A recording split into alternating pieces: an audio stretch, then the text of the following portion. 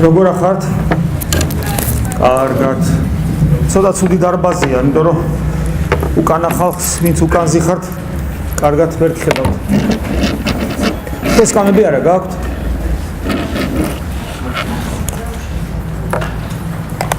აგერ არის.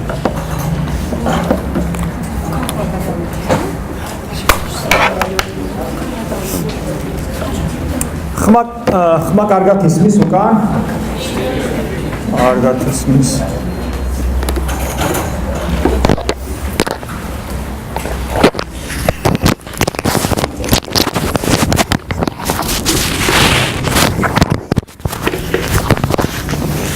თემა რა გვაქვს?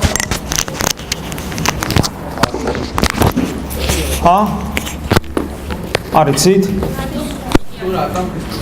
ვერ გავიგე? ატომ ქრისტიანები? არა, აბა.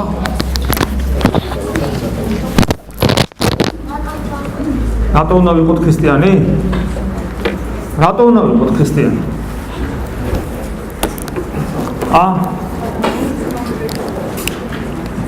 ისე კაცმა რო თქვა, რატო უნდა ვიყო ქრისტიანი, როგორ უნდა მიხვდეს ამას ადამიანი, როგორ ფიქრობ? იმიტომ რომ არც ერთი გონიერი ადამიანი ცხოვრებაში რაიმე სერიოზულ გადაწყვეტილებას არ მიიღებს, თუ მან არ იცის რისთვის უნდა იმოქმედოს ასე და ამგვარად. ხო სწორია? სწორია. ადამიანი ლურს მასაც კი არ ჩააჭედებს კედელში, თუ არ იცის რისთვის უნდა ჩააჭედოს ლურსმანი ამ ზომის, ამგვარი, მაინდა-მაინც ამ კედელში და ამ სიმაღლეზე. ხო სწორია? სწორია? წარმოიდგინეთ, თუ ლურსმის ჩაჭედება არ შეიძლება ისე გაუაზრებლად, როგორ შეიძლება ადამიანმა მთელი თავისი ცხოვრების საზრისი ცნობიერება, სოფხედველობა შეცვალოს. ისე რომ არ იცოდეს რატო უნდა შეცვალოს და ასევე არ იცოდეს თუ ეს რას ნიშნავს ეს სოფხედველობა და ეს ცხოვრება ამგვარი ცხოვრება საერთოდ. ხო სწორია?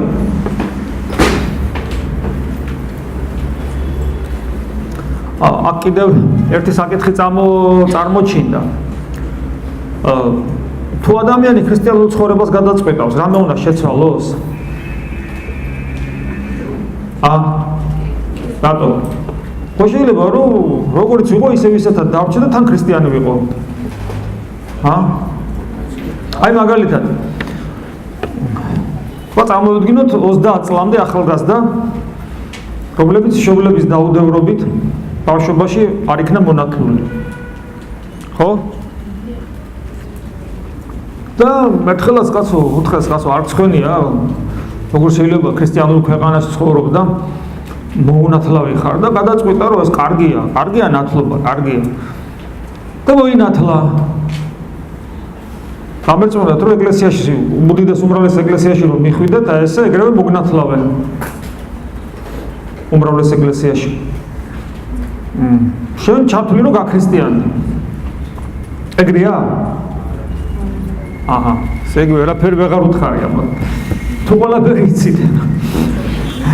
მაგრამ თქვენ ხომ იცით როგორ თვლიან? თვლიან რომ გაქრისტიანდა ადამიანი. მაგრამ ხომ შეიძლება რომ მან აბსოლუტურად არაფერი არ შეცვალოს? შეიძლება თუ არა? მოინათლა. ერთხელ მახსოვს, მაშინ წმინდა პეტრე პავლეს ტაძარში მსახურობდი, ახალი ხელდასხმული მღვდელი ვარ და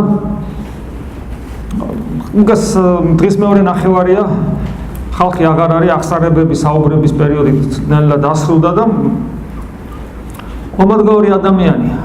არა, სამნი იყვნენ, ორი კაცი და ერთი ქალი.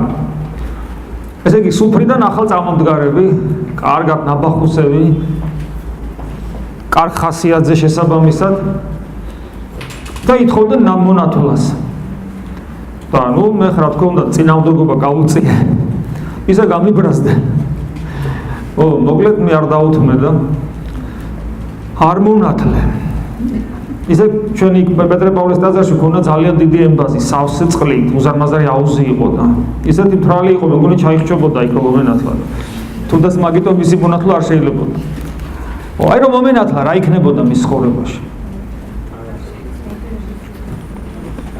ზოგიერთი ამბობს რომ კაცო შენ მოგენათლა ეგება მადლს ემოქმედა რა იცი რა იქნებოდა. თქვენ გაწყობთ ესეთი ქრისტიანობა რომ არავინ არაფერს არ გეკითხებათ. ღმერთი არაფერს არ ითხოვს შენგან. და ესევე ესე იგი გცulis ისე რომ შენი აზრი და შენი ნებელობა და შენი სურვილები და შენი თავისუფლება ანგარიშ გასაწევიც კი არ არის ღმერთისათვის. შენ თავზე წყალი დაგასხან, უნათრული ხარ, ხო და უკვე შენ ცხოვრებაში ისე რომ შენ არც კი გეკითხება და არც კი ცდილობ და არც კი იცი, ისე იცვლება მთელი შენი ცხოვრება და მოკლედ აწყობს ეს ვინმეს. მაშინ ადამიანის ღირსება სადღა არის. მოკლედ მე მის თქმა მინდა რომ როდესაც ჩვენ ვსაუბრობთ ქრისტიანობაზე, რა თემა როგორ არისო? რაღაც რთული სათაურია ძალიან. ანუ თორნიკე შენ მაინც გამახსენე რა თემაა? რატომ ქრისტიანდები?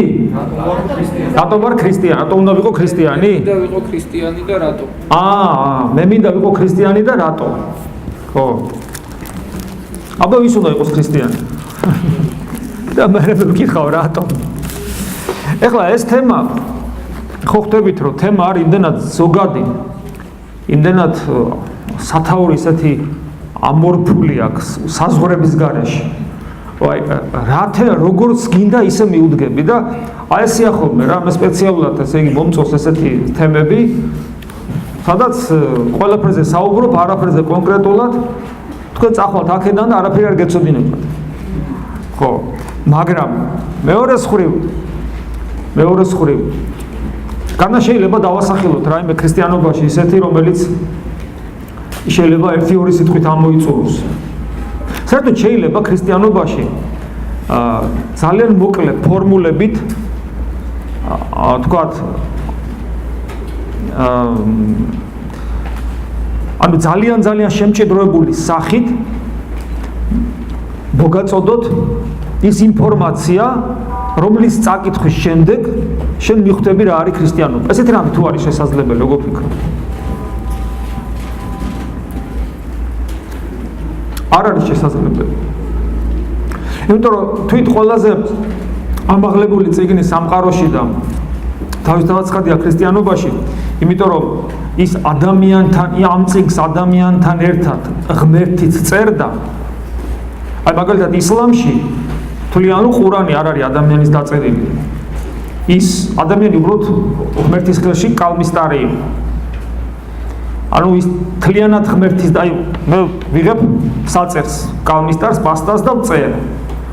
მართალია ის ასოები გამოყვანილია იმ საწერის საშუალების მიერ, მაგრამ მას არანაირი მონაწილეობა არსობრივად არ შეუძლია მიიღოს იმ აზრში, რაც იმ ნაწერში იქნება. ის აზრი მთლიანად იმას ეკუთვნის, ვისაც ეს კალმისტარი ხელში უჭირავს.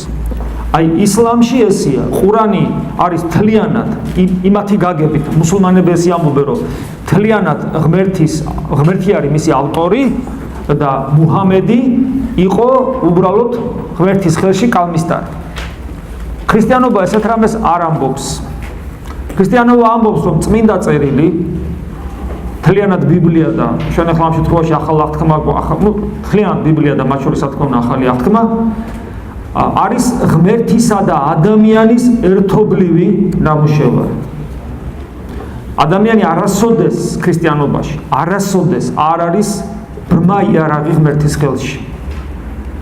და ეს არის ღირსება ქრისტიანობის. იმდენად პატივს ცემს ქრისტიანულ მოძღვრებაში, იმდენად პატივცემული ადამიანი თავად შემოქმედისაგან, რომ ის არასოდეს ბრმა იარაღი არ არის. ამიტომ წმინდა წერილიც არის ერთობლივი შემოქმედება. პავლე მოციქული ესე ამბობს, ჩვენ ღმერთის თანამშრომელი, ისა, ეგება შემოხვიდეთ. თუ გინდათ, თუ არ გინდათ, შემოხვდეთ. კი, როგორ შეიძლება. აგერ ერთი სკამი აქ არის და იქითაც იქნება უბრალოდ. ანუ არასოდეს არ არის ღმერთი მოძალადე ადამიანზე. ეს არის ღირსება ქრისტიანობის. და ძალიან საინტერესოა ეს ამ ქრისტიანობას. ამიტომ როდესაც ჩვენ აი ამ თემას წამოვწევთ, რომ მე მინდა ვიყო ქრისტიანი, და მე რატომ და ძალიან კარგი კითხვაა რატომ ეს ჩვენ გვაიძულებს რომ ვიფიქროთ რატომ მინდა ვიყო ქრისტიანი ხო შეიძლება ვიყო თქვათ იგივე მუსულმანი ვიყო საერთოდ აგნოსტიკოსი ეს უყვართ აგნოსტიკოსი ამით ამაყობენ ხოლმე რომ მე აბა რა ვიცი მე ჭეშმარიტება ძალიან გავს აგნოსტიკოსობა პილატეს მდგომარეობას პილატე პრინციპში კეთილშობილი ადამიანია მას არ უნდა ქრისტეს სიკვდილით დასაჯოს ქრისტე მასზე ზრუნავს აი მაგა იროდიზე ქრისტეს არ უზრუნავს ერთხელ იზრუნა იროდიზე როდესაც უთხრეს რომ იროდიო მოსაკლავად გეძებსო და ესეთი რამე დააბარა უფალმა უთხარით მაგ მელიას რომ ნუ დღეს ხვალ ამ საქმებს აღვასრულებ და მე აღვესრულებ ანუ გარდავიცვლებ გადაეცით ეს სიტყვები თუ მას იროდის გადასცემდნენ პრინციპში იყო ზრუნვა იროდიზე იმიტომ რომ მეფეს გაუბედა ვიღაცამ მისთვის ეს ვიღაცა იმიტომ რომ ეს ოფიციალურად ესე იგი ლევიტელთა შთამომავალი ოფიციალურად სასულიერო პირიც კი არ არის მელია ხარ ვიღაცამ გაუბედა და მე უცნაურ რაღაცას ამბობს კი არ ემუქრება თვითონ ამბობს რომ მე დღეს და ხვალ ხიშენ ვერ დამიჭერ იმიტომ რომ საკეთებელი მაქვს და აი ზეგე ესი ამბობს ნუ ზეგში ხა მართლა ზეგ არ იგულისხმება ხო გარკვეული დროის მერე მე აღვესრულები შენ კი არ მომკლავ შენ კი არ დამიჭერ მე აღვესრულები მაგრამ ჯერ ვერა საქმე მაქვს საკეთებელი და წესით იროდიზე იზრუნვა იმიტომ იროდი უნდა დაფიქრებულიყო რა უცნაურ ამას ეუბნება კი არ ეშინია კი არ ემუქრება კი არ არამედ რაღაცა ეს და მელია რისი სიმბოლოა მზაკრობის ცბიერების აი ეს არის ამიტომ მან თავის პორტრეტი დაანახა და თავის მდგომარეობაზეც მიანიშნა და როდესაც მე იროდისთან მიიყვანეს პილატემ გაუგზავნა იროდის იქ ერთ სიტყვასაც არ ამბობს იესო ერთ სიტყვას და უკვირდაო იროდის არაფერს არ ამბობს რაც შეეხება თუმცა ამ მდუმარებითაც ალბათ ზრუნავდა იმიტომ რომ ის ითხოვს სასწაულს მას ფოკუსის ნახვა უნდა გართობა უნდა მოკლედ და ქრისტე ამ გართობის საშუალებას არ აძლევს ეს ნიშნავს იმას რომ იროდი კიდევ ერთხელ უნდა დაფიქრებულიყო რომ ამ ადამიანს შეუძლია რაღაცა გააკეთოს ჩემი გული მოიგოს ეგება მე გადავარჩინო მაგრამ ჩემი გულის მოგებას არ ცდილობს კიდევ უნდა დაფიქრებულიყო რატომ არ ცდილობს ქრისტე ჩემი გულის მოგებას არამედ დუმს და ხმასაც არ მცემს გააშოლტვინა და უკან პილატეს გავუგზავნა. ხოლო პილატეზე კიდე ზრუნავს ამგვარად, რომ მე მოვედი იმისათვის, რომ ჭეშმარიტება დავამოწყო. და აი აქ პილატე არის აგნოსტიკოსი. რა არის ჭეშმარიტება? დასვავს აი ესეთ რიტორიკულ კითხვას და გადის გარეთ, პასუხს არ ელოდება. ასე რომ შეიძლება იყოს ადამიანი ესეთი, რომ მისთვის როგორ შეიძლება რამე იცოდეს ადამიანს, მე შეუძლებელი, ამიტომ ესეა. რასაც ხედავს, რასაც არ ხედავს, მისთვის დახურულია. შეიძლება ადამიანი იყოს მატერიალისტი და ასე შემდეგ. მაგრამ თუ აირჩევს ადამიანი რომ იყოს ქრისტიანი, რატო? კარგი კითხვა. ეხლა თავიდან როცა აქ მოვდიოდით, ესეთი თემა მითხრეს მე რომ მეცნიერება და რელიგიაო. თუ ხართ ვინმე საქმის კურსში, თავიდან ესე შემომთავაზეს და მე ამ თემაზე უარი ვთქვი. ხა რატო თქვი უარი? მე მქონდა რამდენიმე ლექცია ამ თემაზე მეცნიერება და მახსოვს ერთ-ერთი ლექცია იყო ტექნიკურ უნივერსიტეტში. შეიძლება ეს ლექცია დევს ინტერნეტში ჩვენთან საიტზე. ხო, შეიძლება იყოს კიდევაც თუ არა და ყოველ შემთხვევაში ეს თემა მქონდა. მაგრამ ეგ თემა ჩემთვის ძალიან დამღლელია ხოლმე. ნუ რას ამბობ, რომ ეხლა ლაპარაკობ იმაზე, რომ ქრისტიანობა და მეცნიერება ერთმანეთს არ უპირისპირდება, თქვა მთელი რიგი მონაცემები მეცნიერული და ქრისტიანული, თქვა თანხმობაშია, ეს დაპირისპირება თუ არსებობს ხელოვნურია და ასე შემდეგ და შეიძლება ბევრი რამეზე ისაუბრო კაცმა რო თქვას და მაგრამ ამიტომ ეს თემა უარყვავი, მაგრამ მე მაინც გადავწყვიტე რომ რაღაც ელემენტები შემეტანა დღევანდელ ჩვენ შეხვედრაში ამ მიმართულებითაც ამ კუთხითაც ოღონ აი ამ კონტექსტში რატო უნდა ვიყო ქრისტიანი? რადგან ეს თემა არის ამოუწურავი. რადგან ჩვენ ამ თემას ვერ ამოუწურავთ თავისი ესეთი ამორფულობის გამო, იმიტომ რომ ძალიან დიდი რავლის მომცველია. ამიტომ შევეხებით ამ თემასაც და ანუ მე ვეცდები რომ ისეთ საკითხებს შევეხო, რომელიც მერე ჩვენ დაგვაფიქრებს. კი, მაგრამ რატო უნდა ვიყო მართლა ქრისტიანი? მოდი და არ ვიქნები ქრისტიანი, ხო შეიძლება?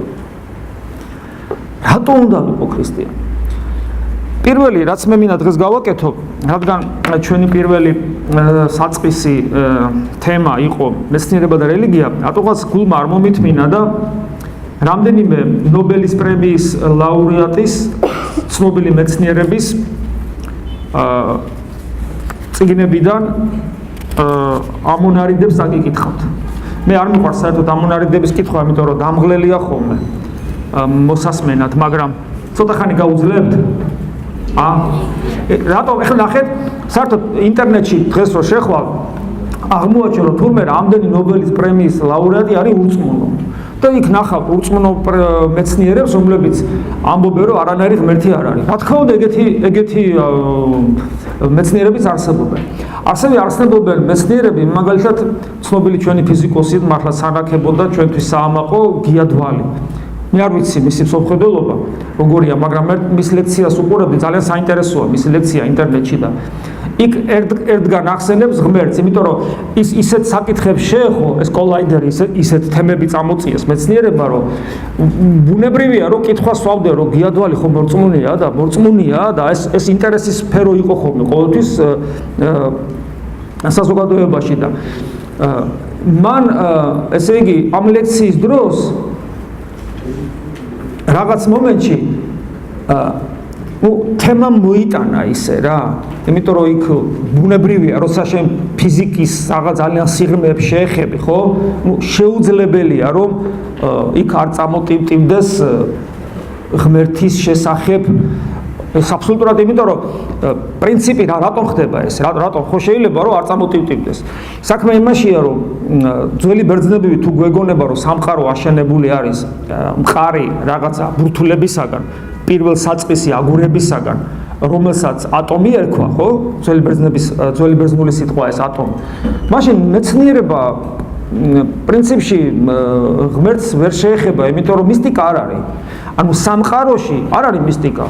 აგურები მაქვს, ეს აგურები ვიცი, თავის ზომა, წონა აქვს, ატომი ქვია და ამ აგურებით არის აშენებული ეს სამყარო და ნუ ეს არის აგური. ისევე როგორც თუ უჯრედი მეგონება პატარა მიკროსკოპიული ლორწოვანი რაღაცა პატარა ზომის ლორწოვანი თავის გარსიდ აქვს რაღაც წარმონაქმნი და აი დარვინის დროს ესე ეგონა. ევოლუციის თეორიის და საერთოდ მკვდარი მატერიისაგან ცოცხალი მატერიის წარმოშობის ერთ-ერთი ამ თეორიის განმამტკიცებელი და საფუძველი ერთ-ერთი იყო ის, რომ მე ხო შევდგები უჯრედებისაგან. უჯრედი არის ერთი რაღაც ლორწოვანი წარმონაქმნი, არაფერია, ლორწოა პატარა. ეგეთი ლორწოებისაგან შედგება ადამიანი. როცა ესეთი მარტივი წარმოდგენა გაქვს მატერიაზე და ცოცხალ უჯრედზე, შესაძლებელია, რომ რაღაც საყრდენი იყოს მატერიალიზმის, მაგრამ როდესაც განვითარდა კაცო ელექტრონული მიკროსკოპი გაჩნდა და უჯრედი ნახეს, რომ ლორწოვანი ბურთულა კი არ არის, თელი რაღაც საოცრებაა და ასევე რომ ნახეს, რომ სად არის ის ატომი, რომელიც არაფერი არ არსებობს, სინამდვილეში ყველაფერი ენერგიაში გადადის და ცნობილი ფორმულა გახსოვთ, ხო? ენერგია უდრის მასა გამრავლებული რაზე? c კვადრატზე. c კვადრატი მგონი სინათლის ის არის, ხო? ანუ კვადრატში აყვანილია ძალიან უზარმაზარი ციფრია, სადღაც 200.000-მდე თითქმის სინათლის სისწრაფეს უახლოვდება, სადღაც თითქმის 200.000-ია მონაცემით, როგორც მე ვიცი და ნახეთ რა საოცარი რამეა, ენერგია,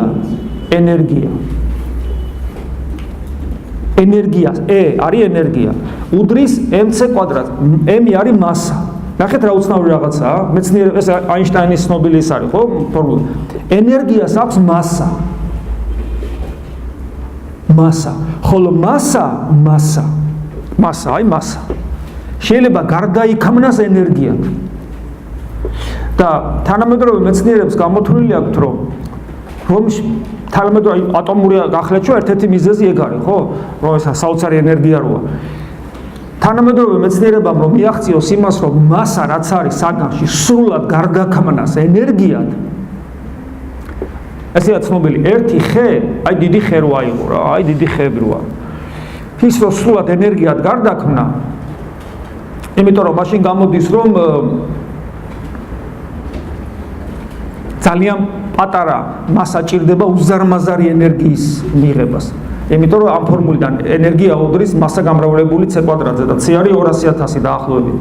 ესე იგი ეს ხე, ერთი ხე აი დიდი მეგაპოლისი რო აიღო უზარმაზარი ქალაქი. თქვათ აი ნიუ-იორკი, მოსკოვი, რაღაც შეიძლება უფრო მეგაპოლისის არა, შეიძლება მთელი დიდი ქვეყანაც რო აიღო. მთელი წელიწადი ეყოფა რომ განათებისათვის კონდეს ენერგია. წარმოგიდგენიათ? და აი მარილის პატარა კრისტალი, აი რო იყრეთ სუფრაზე. მარილის პატარა კრისტალი თელ სახს ეყოფა გასანათებლად. ის მასა, იმ ხელ ენერგიას მოგცემს, თუ ეს სულ ყველაფერი ენერგიაში გადაიყვანა. და ანუ მე ეინშტაინმა თქვა, ხო, მატერია არის შედედებული ველი. ეხლა ეს რას ნიშნავს? ეს ნიშნავს იმას, რომ ის პირველ საწყისი აგური რო გამოეცალა, უკვე მისტიკაში გადადია. და ამიტომ ბუნებრივია, რომ გეოდვალთან დაკავშირებითაც, რომელიც დიდი აფეთქების თეორიის იმას ცდილობდნენ რეალურად განხორციელებას, თქვათ, იმ ტექნიკურ ლაბორატორიაში კოლაიდერი რო ერქვა. იქ კითხვები გაჩნდა და ამიტომ ლექციის დროს რაღაც მომენტში მოუწია ღმერთის ხსენება და მე არ ვისწრებ ეხლა მას და მე ამას ცუდად არ ვამბობ მასე პირიქით, ისე უხერხულად. ხო, აი როგორც ამბობენ, როგი ამბობს ესე ღმერთიო რაღაც ისე თქვა. მეცნიერებს ეუხერხულებად ღმერთზე საუბარი. ეს ამ ხელა რაღაც იმიტომ მოუკლები. ამიტომ ძალიან ბევრი ადამიანი მეცნიერი, რომელიც ღმერთს არ ახსენებს, იმიტომ რომ ეუხერხულება, იმიტომ რომ იმათ წრეში იქ როგორ არის ეს მეცნიერება როგორც კერპი ისია. აი მეცნიერება და თუ წვენა შეიძლება გქონდეს შენთვის, მაგრამ აი შენ როცა ლაპარაკობ, უნდა ილაპარაკო მხოლოდ აი რასაც ხედავ, რასაც გასინჯავ, რასაც გაზომავ, ანუ ეს რაღაც ესეთი კოდექსივითა. და მიუხედავად ამისა, მრავალი მეცნიერი და ჩამოთვლილია ნობელის პრემიის ლაურეატები, მრავალი მეცნიერი მაინც საუბრობს ღმერთზე და თან საოცრად. ეხლა ამ ამონარიდებს უცებ წაგიკითხავთ. უილიამ ფილიპს ფიზიკოსია ეს. მისი ამონარი, მისი წიგნიდან. ნობელის პრემიის ლაურეატებში უმრავლესობა მორწმუნეა. უბრალოდ ამ თემაზე ნაკლებად საუბრობენ, რაც გითხარით. და ნახეთ, მე მწამს პიროვნული ღმერთი. თან ფიზიკოსი ამბობს. ეს მე-20 საუკუნე, აქ ვისაც წაკითხავთ, ყველა მე-20 საუკუნეა. მე მწამს პიროვნული ღმერთი. მე მწამს, რომ სამყაროს ის უზუსტესი რეგულაცია, რომელიც ასე საჭიროა მასში სიცოცხლის განვითარებისათვის, გონიერ შემოქმედზე მიუთითებს. მეცნიერებაში ზოგიერთი რამ ღმერთის ჩარევის გარეშე აბსოლუტურად აუხსნელი. აჰა. ეხლა ჩვენზე კარგად იცის მან სამყაროს აგებულებაც, რომ ფიზიკოსია და ასე შემდეგ. შემდეგი ჯოზეფ მარი, ფიზიოლოგი და მედიკი. ანუ ადამიანის ორგანიზმი ჩვენზე უკეთესად იცნობს. მეცნიერებასა და რელიგიას შორის დაპირისპირება სუბიექტური მიზეზი არ აქვს. ყოველდილას იმით ვიწყებ, რომ იმ დღეს შემოქმედს ვუძღვნი. ესეა. რიჩარდ სმოლი, ეს ძალიან საინტერესო ადამიანია, ქიმიკოსია და მას ამერიკის სენატში ნანოტექნოლოგიების მამად მოიხსენიეს. ნანოტექნოლოგიები იცით რა არის? არის უმცირესი მოლეკულური, აი თანამედროვე ციფრული ტექნიკა. შორღო ვიცით, რომ პატარა კრისტალია და უზარმაზარი. აი მაგალითად დღეს ლეპტოპი რასაც ქვია, ხო? აი მე რო სტუდენტი ვიყავი, თქვენ ხელა თქვენს გახდებით შემხელა და მეც ვიყავი თქვენ ხელა. აი ეს ლეპტოპი, რასაც აკეთებს, ის პროგრამული უზრუნველყოფა და მეხსიერება, რომ გაეკეთებინა მაშინდელ გამომთვლელ მანქანას, საჭირო იყო მთელი თქვენი ეს კორპუსი, მთელი თქვენი რაც მარტო ოთახი კი არა, მთელი კორპუსის ოთახები უნდა გავსებული იყო ელექტრონული მოწყობილობებით. ეს ჩემ დროს, იქ იმის დროს კი არა, რა ქვია, რა ვიცი, როდის. ესე მეც კაი ძველი ვარ, გამახსენდა რომ ხრუშოვს მოვესწარი. ხო, ნუ მაინც. ესე წარმოგიდგენიათ? და ხო არ გონია ესე მიუჯდებოდი კლავიატურაში და დაგიწერდა და ურთულესი ენა, ერთ-ერთი ენა მახსოვს ფორტრანი რაღაც ესეთი ენა ერქვა. მე ისე დავამთავრე ტექნიკური უნივერსიტეტი, რომ მეზიზღებო და გახედო არ მინდოდა. ახალი ენა უნდა გესწავლა, რომ მანქანასთან ურთიერთობა შეგძლებოდა, რომ რაღაცა პატარა რაღაც მათემატიკური ამოცანა გადაეწყვეტა. და წარმოგიდგენთ რა მოკლე ხანში, ახლა ახსენე ბებერი ხო არა ვარ რა. ეს ყველაფერი როგორ დაპატარავდა. აი ეს არის ნანოტექნოლოგიების განვითარება. ანუ მოლეკულურ დონეზე, ის რაც იყო, აი თქვა ტრანზისტორი, რაღაც ხელსაწყო. ადრე იყო ლამპა. და მე ეს დაპატარავდა გახდა პატარა ტრანზისტორი. მე გახდა მიკროსქემა, რომელშიც რამდენიმე ტრანზისტორი იყო. და საბოლოო ჯამში, ეხლა დღეს პატარა მიკროსქემა, მიკროჩიპებს როეძახიან, იტევს აი ყველაფერს. რატო? იმიტომ რომ ეს მოლეკულურ დონეზეა ეს ყველაფერი. წარმოგიდგენიათ, აი ამის მამად იწოდება. ხო, საინტერესოა, ესე იგი როგორ დონეზე რადონის მეცნიერია. ის ამბობს, ბოლო პერიოდში კვლავ რეგულარულად დავიწყე ეკლესიაში სიარული. ქრისტიანობა ჭეშმარიტებაა. თანამედროვე მეცნიერება ადასტურებს, რომ სამყაროს უზუსტესი კანონები ხდის შესაძლებელს მასში ადამიანის არსებობას. საღვთო გეგმაში ადამიანს ჩვენ გარკვეული როლი გვაქვს. უნდა გვიყვარდეს ერთმანეთი და ვიყოთ ღმრთის თანამუშაკნი მისი გეგმის განხორციელებისას. სუფთა ქრისტიანული პოსტულატებია. ნევილ მოტი, ესეც ფიზიკოსია. მე მწამს ღმერთის, რომელიც ლოცვებზე პასუხს იძლევა, რომელსაც შეიძლება ენდო და რომლის გარეშე სიცოცხლეს აზრი ეკარგება. ქრისტეს აღდგომის რწმენა იმდენად ძლიერია და ისეთ რამეს შეიცავს, რომ უკვე აგერ 2000 წელი გავიდა და ეს რწმენა კვლავ ცოცხალია. ღმერთი მუდამ გვესაუბრება და ჩვენც უნდა ვუსმინოთ, ვკითხოთ, თუ როგორ უნდა ვიცხოვროთ, რა გზით ვიაროთ. ადამიანის ცნობიერება, მეცნიერების კვლევის მიღმა. ნახეთ რას ამბობს. ანუ ადამიანის ცნობიერება ტვინზე კი არ დაიყვანება. ეს მეცნიერება, ანუ მატერიის საკუთრება აღარ არის, ანუ სულის საკუთრება. ესეც ქრისტიანული სწავლება. ქრისტიან ანფინსენი, ესეთი მეცნიერია, ეს ყველა ნობელის პრემიის ლაურეატია, ქიმიკოსია ეს. ეს ცოტა ყვეთრად ამბობს, მხოლოდ სულელი შეიძლება იყოს ურწმუნო.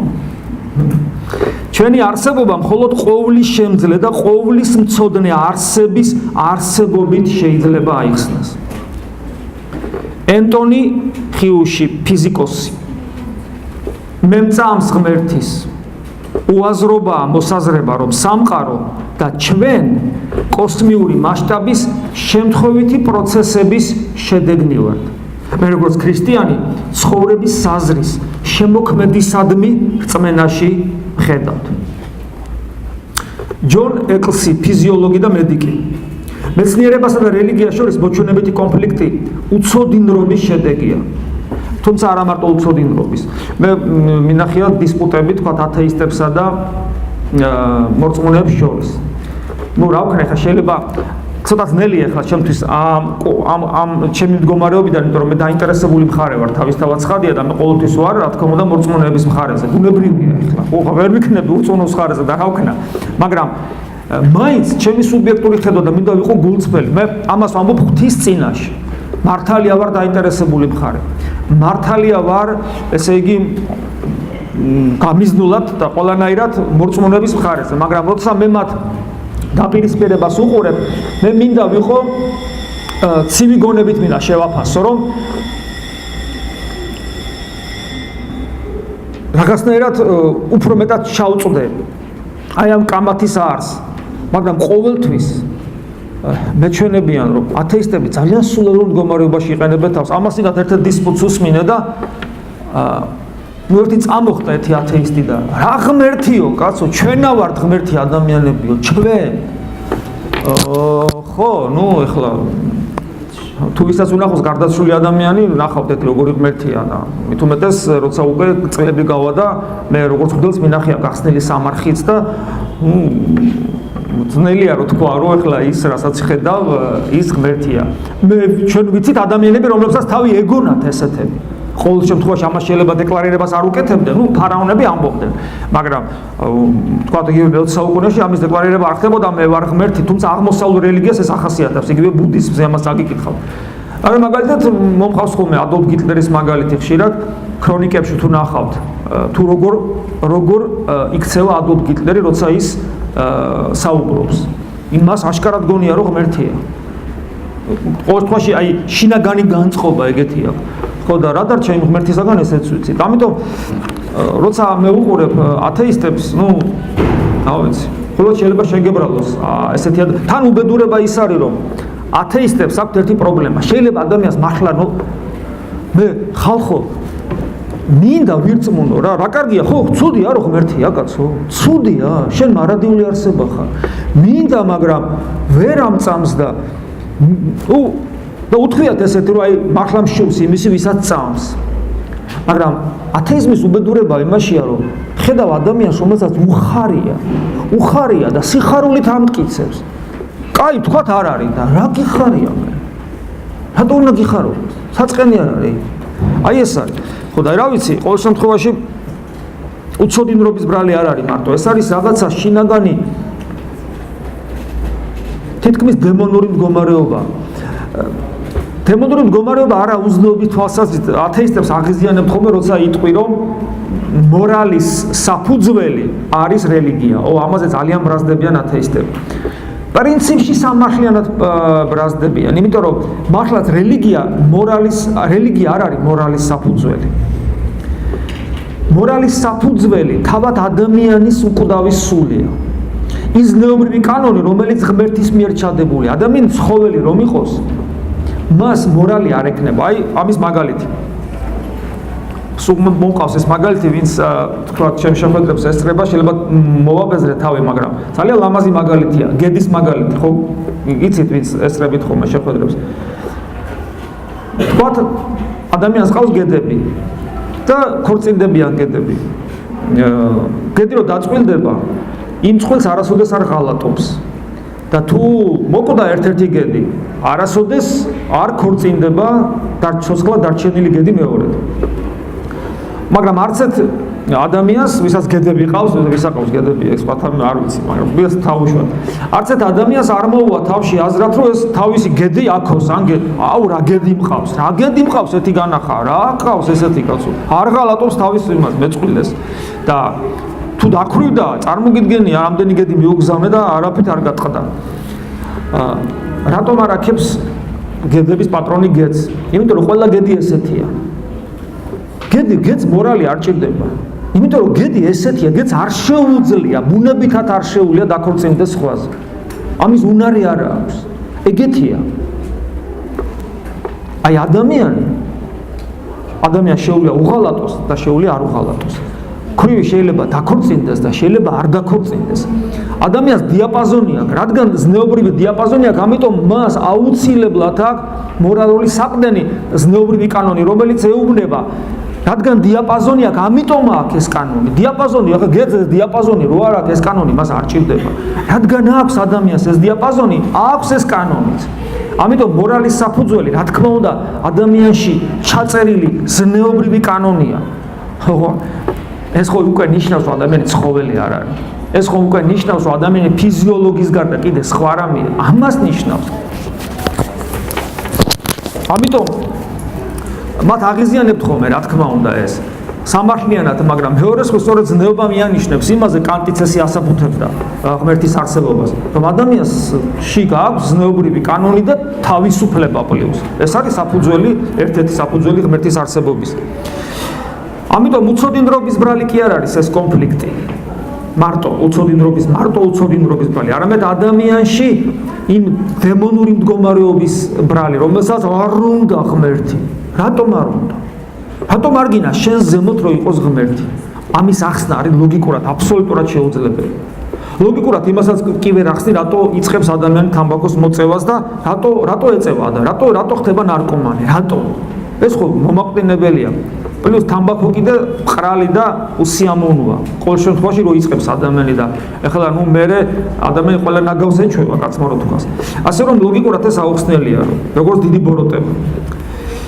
ესე იგი მეცნიერებას და რელიგიას შორის მოჩვენებითი კონფლიქტი უცოდინრობის შედეგია ყოფიერება ღვთის ქმედებით გვეძლება მთელი ცხოვრება ღმერთის განგებულება გვატარებს და როცა ვკვდებით ტვინი შემოსვლა ვისაც უნდა შემოვიდეს ვისაც უნდა შეუვლიათ აი აქაც შეუვლიათ დადლა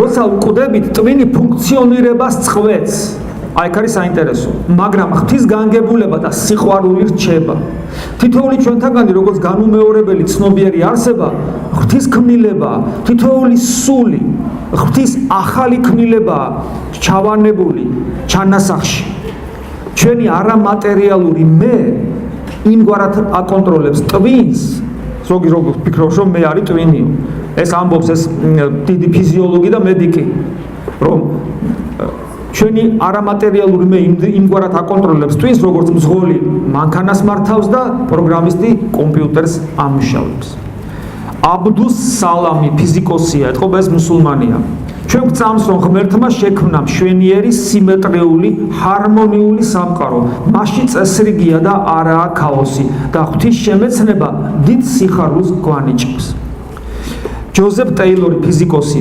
მეცნიერებას და რელიგიას შორის დაპირისპირება არაა თითოეული სამეცნიერო აღმოჩენა ღმერთის შესახებ ცოდნას ამდიდრებს ჩვენ გვჯერა რომ ადამიანში არის რაღაც ღვთაებრივი და ამიტომ მისი სიცოცხლე წმინდაა დერეკ ბარტონი ეს ქიმიკოსია ღმერთი ჭეშმარიტებაა მეცნიერება და რელიგია თანხმობაშია ისინი ერთსა და იმავე ჭეშმარიტებას ეძებენ მეცნიერება გვიდასტურებს რომ ღმერთი არის ვალტერ კოვნი ქიმიკოსი რელიგია მნიშვნელოვნად გაამდიდრა ჩემი ცხოვრება მე თავის შვილებზე საუბრობს რომ რა ბედნიერია რომ შვილებიც ესე რელიგიურები არიან და ასე შემდეგ არნო პეზიასი ეს ფიზიკოსია ჩვენს ხელთ არსებული ყველაზე უზუსტესი მონაცემები მთლიანად შესაბამისობაში იქნებოდა ჩემს შეხედულებებთან იმ შემთხვევაშიც კი ხელთ მხოლოდ ბიბლია რომ მქონოდა წარმოგიდგენიათ ბიბლიას ესე აგდებით რომ უყურებენ ხოლმე ზოგიერთი ვაიმეცნიერი აგი ფიზიკოსი რას ამბობს ნობელის პრემიის ლაურეატი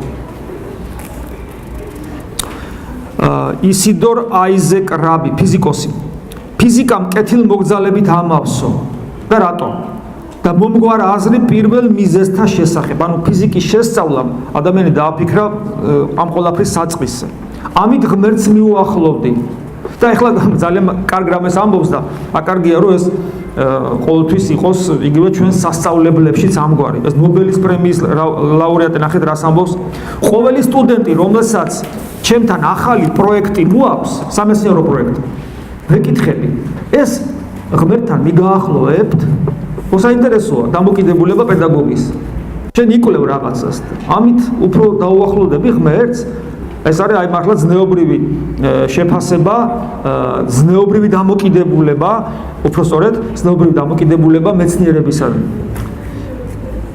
და კიდევ ერთი არტურ შავლოვი ესეთ ფიზიკოსია სამყაროში არსებულ მოვლენებზე ჩვენ უნდა დავსვათ კითხვა არა მხოლოდ როგორ ხდება ეს არამედ რისთვის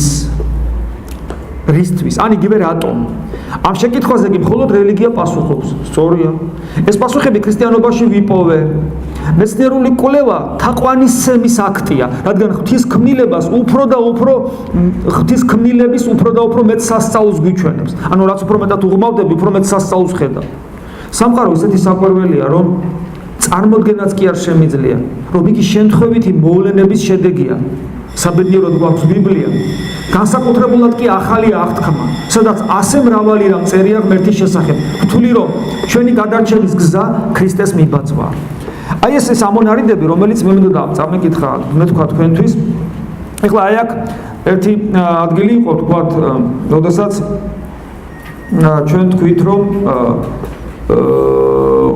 ესე იგი მეცნიერული კვლევა აი ამ ბოლო ნობელის პრემიის ლაურეატისა სიტყვები ესეთია მე ვთვლი რომ მეცნიერული კვლევა თაყვანისცემის აქტია რადგან ღვთისქმნილების უფრო და უფრო მეტ სასწაულს გვიჩვენებს მე წაგან გითხარით რომ ერთ-ერთი მიზეზი დარვინიზმისა და საერთოდ ათეიზმისა იყო ის რომ პირველ საწყისი სამყაროს ეგონათ ის მყარი სხეული ატომს რო ეძახდნენ სანამ ატომში ჩაიხედებოდნენ და ატომი ფაქტურად არის ცარიელი თქვენ ალბათ ფიზიკა ისწავლეთ აი მაგალითად ატომი რო გაადიდო ძალიან ბევრჯერ ხო მილიარდობით იცით რა აი თქვათ იმ ზომაზე რო გაადიდო თუ ატომგული იყოს თავისუფლების მოედანზე წმინდა გიორგის ძეგლი როა ანუ ერთი თქვათ ხუთთეთრიანი მონეტა ხო დადო თავისუფლების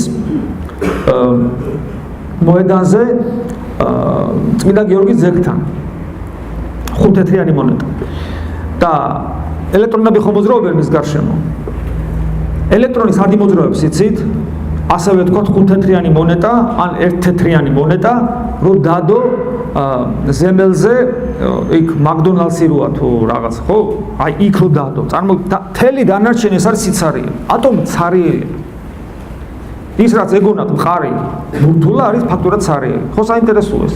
ეზონები, კვარტები. ისინი ხო საერთოდ ძალიან პატარები და ესეთია, ხო?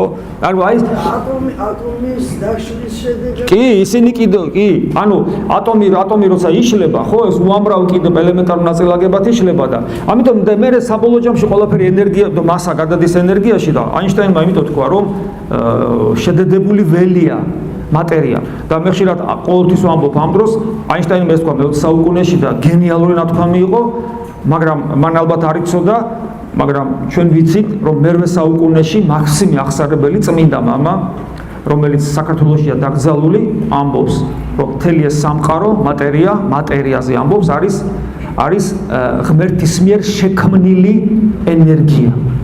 იგივეს ამბობს, ველი და ენერგია ამ შემთხვევაში სინონიმებია. ღმერთის მიერ შექმნილი ენერგია.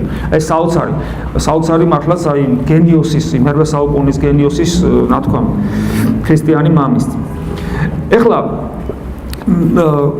უჯრედთან დაკავშირებით მინდა კიდევ ერთი რამ გითხრათ, რომ თქვენი იცით რომ უჯრედებში ცოცხალ უჯრედში არის დნმ-ის მოლეკულა. დნმ-ის მოლეკულა, ახლა მე არა ვარ ფიზიოლოგი, ბიოლოგი და არც ფიზიკოსი და საერთოდ არც მაქვს რომც ვიცოდე ამაზე დაწვრილებით ამ თემებზე არ ვისაუბრებ, იმიტომ რომ მე მოვდივარ როგორც მღვდელი და მე მხოლოდ ქრისტემი და ვიქადო, უბრალოდ იმდანაც ვეხები, რამდენადაც ჩვენში ეს აღძრავს გავიხედოთ რაღაც მეტაფიზიკური მიმართულებით.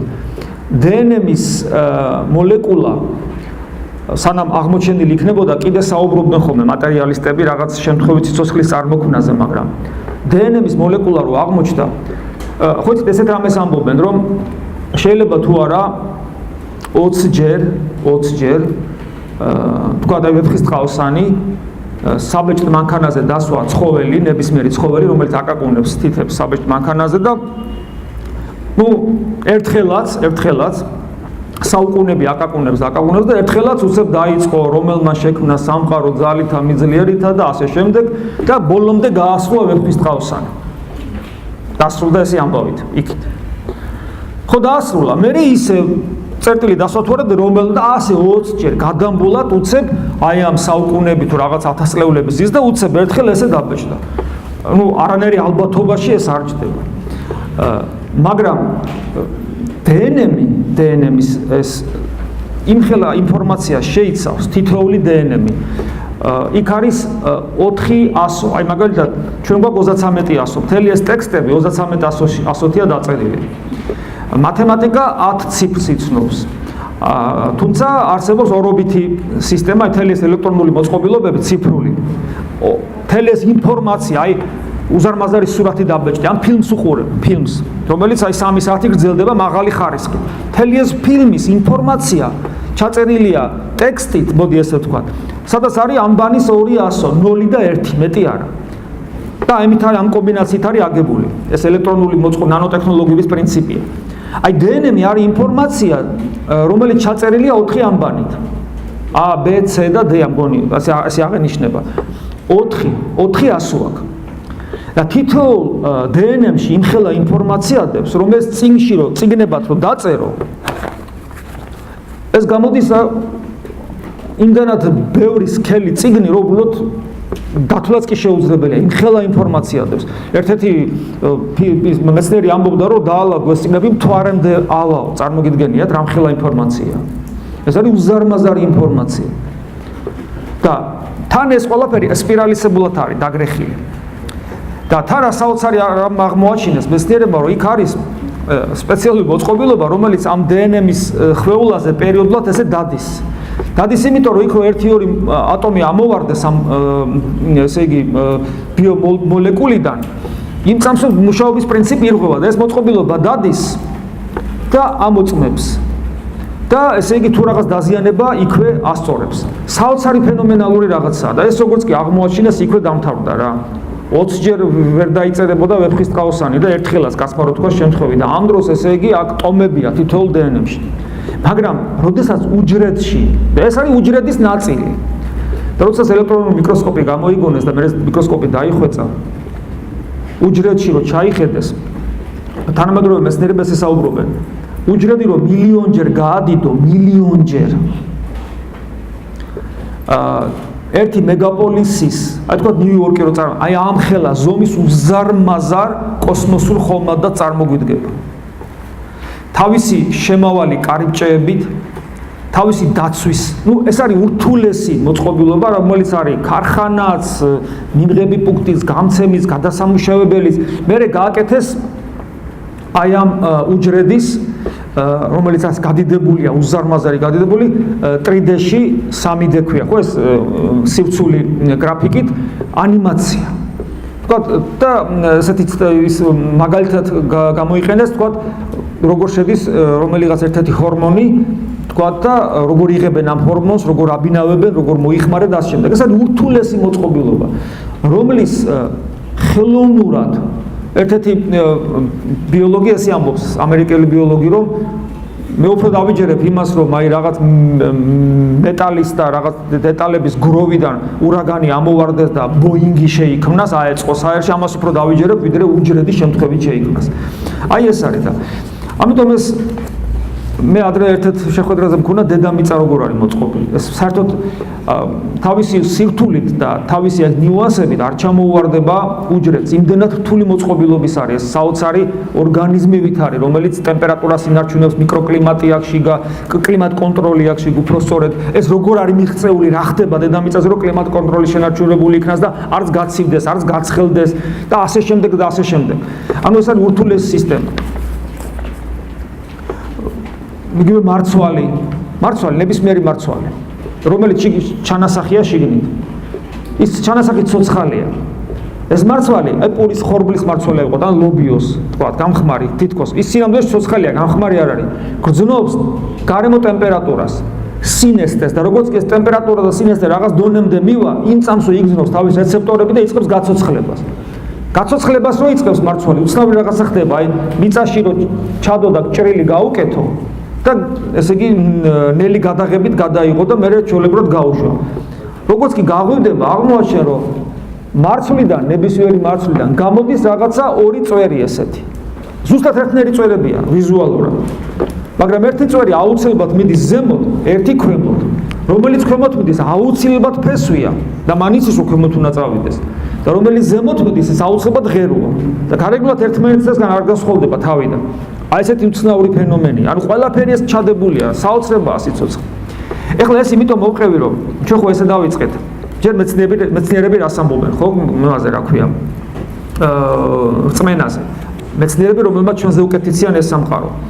მერე რამდენიმე მაგალითი მოგიყვანეთ იმის შესახებ, თუ საოცრებაა უჯრედი და როგორი და ეს ყველგან სადაც არ უნდა გაიხედოთ მსგავს რამეს ნახავთ სამყაროში.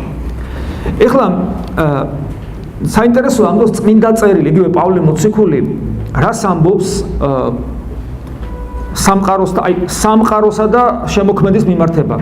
და სამყარო რატომ არის ასე მოწყობილი და როგორ რა უნდა დავინახო მისი საშუალებით და მე ამასაც წაგიკითხავთ ეს პავლე მოციქულის რომელთა მიმართ ეპისტოლია პირველი თავი, მეოცე მუხლი.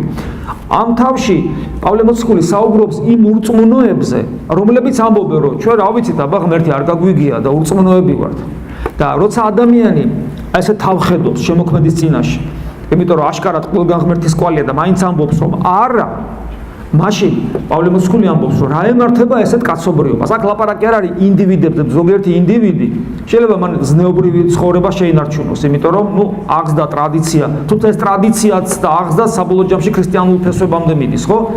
მაგრამ საბოლოო ჯამში კაცობრიობა რა სახე შეიძლება მიიღოს?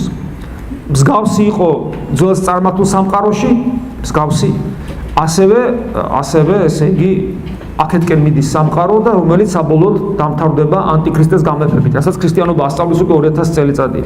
აი ნახეთ რას ამბობს პავლე მოციქული. მე თანამედროვე ქართულით მოვიღე ეს, რომ უფრო გასაგები იყოს. და მართლაც მისი, ანუ ღმერთის, უხილავი სრულყოფილება, წარუვალი ძალა და ღვთაებრიობა ქვეყნიერების დასაბამიდან მისსავ ქმნილებებში ცნაურდება და ხილული ხდება. ანუ ღმერთს ვხედავთ მის ქმნილებებში. ანუ ეს ქმნილება კი არ არის ღმერთი, ანუ პანთეიზმი კი არ იქადაგება, რომ ეს იგივე ღმერთია. არამედ ამ სამყაროს კანონზომიერებაში ჩანს, რომ ღმერთი არის, თორე ეს ესეთი არ იქნება. ასე რომ რადგან ეს ასია, ასე რომ არა აქვს თუ პატიება იმათ ვინც ამბობს რომ ღმერთი არ არის. რა კი შეიცნეს ღმერთი, მაგრამ არ ადიდეს როგორც ღმერთი და არც მადლი შესწირეს, არამედ ამაონი იქმნენ თავიანთი ზრახვით. ანუ მათი შინაგანი მდგომარეობა, როგორც ისინი ბჭობენ, საუბრობენ და ფიქრობენ, ამაო გახდა. და დაბნელდა მათი უგონო გული. ნახეთ რა საოცარი ის არის სიტყვათა შეერთება უგონო გული. გული გონიერი. თანამედროვე ფსიქოლოგებს აქვთ ესეთი ტერმინი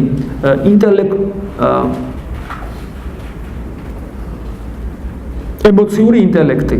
თანამედროვე ფსიქოლოგიური ტერმინი. არა ინტელექტი, არამედ ემოციური ინტელექტი. ანუ თანამედროვე ფსიქოლოგებიც საუბრობენ, რომ მარტო ინტელექტი არა, ადამიანის ერთი მთლიანობა უნდა იქნას აღქმული. ანუ უგონო გული. რა არის უგონო გული? ანუ ეს არის მინიშნება იმ სულის იმ ნაწილზე, რომელსაც ღმერთის დანახვა შეუძლია. ადამიანი ხილულ სამყაროს ხედავს ტვინით, ამიტომ თავისი გარე კავშირები აქვს, თვალი, ყნოსვა, შეხება, სმენა და ასე შემდეგ, აი ხუთი გზნობის ორგანო, რომელიც ტვინს გადაეცემა და ტვინი ამ ყველაფრით ხედავს გარე სამყაროს. ღმერთს ტვინით ვერ დაინახავ, იმიტომ რომ არც სინათლით, რომელიც თვალი ასრულებს ამ ფუნქციას, ვერც ბგერით, ვერც შეხებით. რატომ? იმიტომ რომ ეს ყველაფერი არის მატერიის აღქმის შესაძლებლობას გაძლევს, ხოლო მიღმერი სამყარო არამატერიალური, ამიტომ ტვინი არ გამოდგება, აი ადამიანს რომ უნდა გონებით ეძებოს. როგორ კაცო მე ვფიქრობ ეხლა და ღმერთი არ გამოდგება ტვინი ამისათვის. ტვინს სხვა ფუნქცია აქვს. აი რითაც ღმერთი უნდა დაინახოს ადამიანმა, ეს არის სულის გონიერი ნაწილი. და აი როცა საუბარია უგონო გული, სულის გონიერი ნაწილი, სულის გრძნობად ნაწილთან და ნებელობასთან ერთობაში არის ჯანმრთელი მდგომარეობა ადამიანის. ქრისტიანობა კურნავს ადამიანს, ეს ნიშნავს იმას, რომ ადამიანს აძლევს საშუალებას მისი გონება, გული, აქ შემთხვევაში ტვინი და ეს ტუმბუკი არ არის, რასაც ხორციელი გული ქვია, არამედ სულის ნაწილებია, სულის გონება, სულის გული და ნებელობა გაერთიანდეს. ერთმანეთს კი აღარ ებრძოლოს. და აი ამიტომ დაბნელდა მათი უგონო გული და უფალი ამბობს, ვისაც ეს არის სულის თვალი, ეს ვისაც დაუბნელდება, მთელი მისი არსება ბნელი ხდება. ბრძენკაცებად მოქონდათ თავი და შლეგებად იქცნენ. და უხრწნელი ღმერთის დიდება ხრწნადი კაცის ფრინველთა და ქვერწარმავალთა ხატებაზე გაცვალეს, ან კერთაყვანისმცემლობას მიანიშნებს. ამიტომაც მისცა ისინი ღმერთმა მათივე გულის თქმათა უწმინდურებას, რათა შეებილწათ თავიანთი სხეული. ნახეთ, როგორ გადასხმას აკეთებს პავლე მოციქული. ეხლა აქ ეს შეიძლება ვიღაცამ არ მიიღოს ეს სიტყვები. ეგ უკვე როგორ გითხრათ, მისამართი ამ შემთხვევაში უკმაყოფილებისაც შემზე ვერ იქნება. ამას ამბობს პავლე მოციქული და პავლე მოციქული რო გააკრიტიკო, ჯერ უნდა კარგად იცნობდნენ მას. ეს არის გენიოსი, რომლის მსგავსი გენიოსი ალბათ სამყაროში შეიძლება ვეღარც თქვა. იმდენად დიდი გენიოსი. კარგად უნდა იცნობდნენ პავლე მოციქულს. პავლე მოციქული არის გენიოსი, რომელმაც მთელი წარმართული სამყარო, როგორც ფილოსოფოსმა ამოატრია. მაგალითად, ერთი მაგალითი, მთელი წარმართული სამყარო ამბობდა. აი ეს გენიალური ბერძენი ფილოსოფოსები, რომ სხეული არის საპყრობილე სულის, ამიტომ სხეული ბოროტებაა. პავლე მოციქული ამბობს, არა, სხეული არის ტაძარი სული წმინდის. ნახეთ, ესე ადამიანი საიდან სადა იყვანა, მისი სხეულიც კი. მთელი წარმართული სამყარო ამბობდა, ადამიანი იმიტომ ჩადის ბოროტებას, რომ არ იცის, რომ ეს ბოროტებაა. გააგებინოთ ეს არის ბოროტება და სიკეთე და ადამიანი ბოროტებას არ ჩაიდეს. პავლე მოციქული ამბობს, არა. ადამიანმა რომ ციცოდეს რა არის ბოროტება, მაინც ვერ უძალიანდება ამ ბოროტებას, იმიტომ რომ ადამიანის ბუნება მიდრეკილია ბოროტებისაკენ. და ასე შემდეგ პავლე მოციქულს აქვს საოცარი ღრმა აზროვნება, რომელიც მთელ სამყაროს ხანერად გვაჩვენებს. აი ეს გენიოსი ამბობს სწორედ ამას, რომ აი როცა ადამიანი სამყაროში ღმერთის ხედვაზე უარს ამბობს და იმის მაგერად რომ შემოქმედი დაინახოს, ბუნებრივია ხო ახ ეს და გაიხედოს, არა ფიზიკურად გაიხედოს, არამედ სულიერად გაიხედოს, ხო, როდესაც ამას პავლე მოციქული ამბობს, რომ ადამიანი როცა ამას არ აკეთებს და ადამიანს არ შეუძლია რა, რომ რელიგიის გარეშე დარჩეს, ამიტომ იგონებს ცრუ რელიგიას, ეს არის კერპთაყვანისმცემლობა. და ამიტომ ამბობს, რომ აგე ქვეწარმავალთა იცით, რომ კერპების გამოსახულებები როგორები იყო. ეხლა ნახე, აქედან პავლე მოციქული გადადის და იმიტომ გითხარით, შეიძლება ზოგი ამას არ იღებს, ანუ როცა ადამიანი ჭეშმარიტებას უარყოფს, ხდება კერპთაყვანისმცემელი და კერპთაყვანისმცემლობა მარტო ქვეწარმავალის და ცხოველის და ადამიანის გაღმერთება არ არის. კერპთაყვანისმცემლობის სახე არის თუნდაც ის, რომ ადამიანს ყველაზე ძალიან ამ სამყაროში უყვარს ფული. ხორციელის სიამოვნება. და პავლე მოციქული ამას სხვა ადგილას ამბობს, რომ ვერცხლის მოყარეობა, ეს იგივე კერპთაყვანისმცემლობა, ზოგი მუცელს აღმერთებს. ამას ამბობს პავლე მოციქული სხვაგან.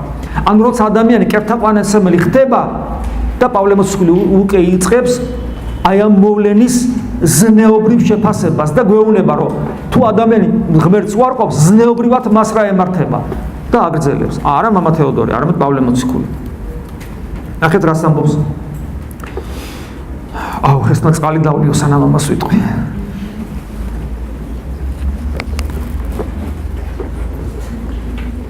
ამიტომაც მისცა ისინი ღმერთმა მათივე გულის თქმათა უწმინდურობას. ეგრევე, როგორც აი აქსიომას, ესეთი ადამიანის გული ხდება უწმინდური. რათა შეებილწათ თავიანთი სხეული. ნახეთ, ზნეობაზე როგორ გადადის. ადამიანი, რომელიც აი ამგვარად შეგნებულად უარყოფს ღმერთს, მისი გული უწმინდურობით ივსება რა, ის ვლინდება სხეულის უწმინდურობაში. შეებილწათ თავიანთი სხეული. ვაგრძელებ. სიცრუეზე გაცვალეს ღვთის ჭეშმარიტება. შექმნილს რომ სახურებდნენ და არა შემოქმედს, რომელიც კურთხეულია უკუნისამდე ამინ. ამიტომ მისცა ისინი ღმერთმა, ანუ მისცა ნიშნავს ხელი არ შეუშალა, ანუ ადამიანის თავისუფლებას ღმერთი არ ეხება. გინდა, ითხოვე და მოგეცემა, გინდა და მიდი, აკეთებ ამას. ამიტომ მისცა ისინი ღმერთმა საგინებელ ვნებებს. და უკაცრავად, ეხლა ჩემი შვილები ხართ, მაგრამ წინა წერილი სიტყვებია, ჩემ სიტყვებს არ ვამბობ. ვინაიდან მათმა ქალებმაც კი ბუნებრივი წესი არაბუნებითით შესცვალეს.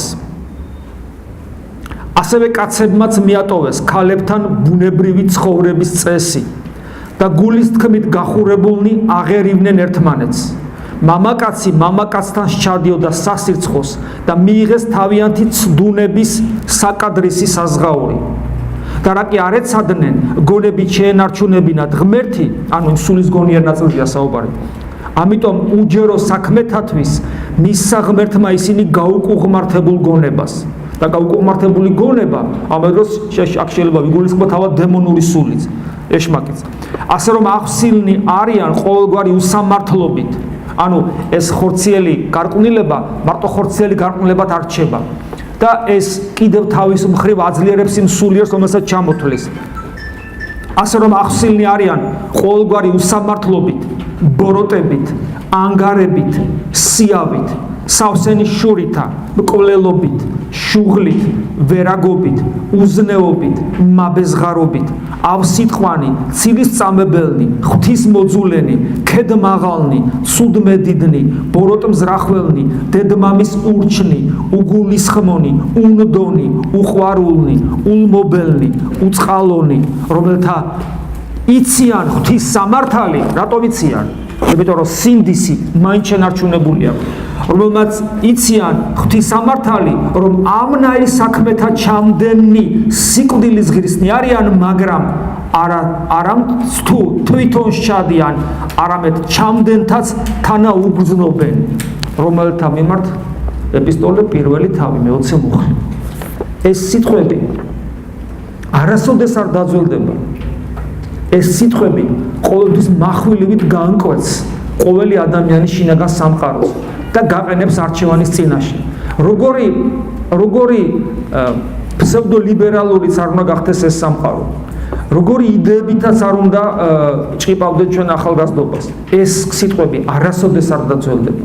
იმიტომ რომ ადამიანი რო გარდაიცვლება, თავი რომ მოაქვს ღმერთად, როცა თითოეული ჩვენთაგანის სახელი და გვარი არქივის საკუთრება გახდება. ხორცი კუბოში ჩაიდება და მე კიდე მიწაში, აი, შინაგანი სამყარო წარსდგება იმის წინაშე, ვისთან ერთადაც პავლე მოციქული ამ სიტყვებს წერდა და პავლე მოციქული ამ სიტყვებს ქრისტესთან ერთად წერდა. აი ეს არის. ეს მნიშვნელოვანი იყო სიტყვები ჩვენთვის, იმიტომ რომ აი, რასაც ამბობენ მეცნიერები, რომ ღმერთი წამთ, პავლე მოციქული ამბობს, რომ ადამიანის წამთ, მეცნიერები ამბობენ, რომ ღმერთი წამთ, იმიტომ რომ ხედავენ ამ სამყაროს და მიხვდნენ, რომ ღმერთი არის. ჩვენ ასევე ვხედავთ ამ სამყაროს და ჩვენ თუ ამბობთ, რომ ღმერთი არ არის, ან არ გვაინტერესებს, მაშინ ჩვენ აი ამ მდგომარეობაში აღმოჩნდებით. და ჩვენთვის ძნელად გასარჩევი გახდება, რა არის სიკეთე და რა არის ბოროტება, რა არის სწორე და რა არ არის სწორე, სად არის შავი და სად არის ნათელი და აღმოჩნდებით ამ მდგომარეობაში. მაგრამ თუ ადამიანი გადაწყვეტს, რომ რელიგიური ცხოვრებით იცხოვროს, ჯერ ქრისტიანობას არ მიუახლოვდი, ხო ხედავთ, შორი ახლო დავდივარ. და მე ვიტყვით, აი რატო უნდა ვიყო ქრისტიანი, ხო? მე შევხედე მეცნიერებს, პავლე მოციქული ეხმიანება ამ მეცნიერებს და ღმერთის შესახებ მესაუბრება. მაგრამ რელიგია, კი ბატონო, რელიგია უამრავია. ეხლა გასაგებია, რომ მე ხა ვერ დავდგები და ყველა რელიგიას უბრალოდ ფიზიკურად ვერ მოვიხილავ, მაგრამ მე მინდა 1, 2, 3 პატარა ამონარი წაგკითხოთ. ესეთი თეზისის სახე აქვს ამას არა ქრისტიანები. რატომ აინდამენს ქრისტიანები ადამიანი იტყვის? არ ვიქნები ქრისტიანი. ყველა რელიგიას ეხლა ბუნებრივად ვერ ჩამოვთვლი და არც ამ რელიგიებს, რომელსაც ეხლა მევახსენებ, არ შევეხები სიღრმისეულად, მაგრამ მინდა რამდენიმე ამონარიდი, როგორც აი ამა თუ რელიგიური მიმდინარეობის გამონათება და მე გეუბნებით, რომ ვერ ნახავთ რელიგიას, რომ მსგავსი რაღაცა ვერ ვნახოთ ჩიგ მოძღვრებითად. აქ ლაპარაკი იმაზე კი არ არის, რომ ადამიანი, თქვა მღვდელი თუნდაც, რაიმე საშინელებას აშავებდეს, საშინელებას აკეთებდეს. შეიძლება აკეთებდეს. ახლა ლაპარაკია დოქტრინა როგორია, მოძღვრება როგორია ამა თუ იმ რელიგიის. აი მაგალითად ბუდიზმი გაგიგიათ, ხო? ბუდიზმი. მე ხა წაკითხავთ სიტყვებს, რომელიც ეკუთვნის თავად ბუდას. ხო საინტერესოა.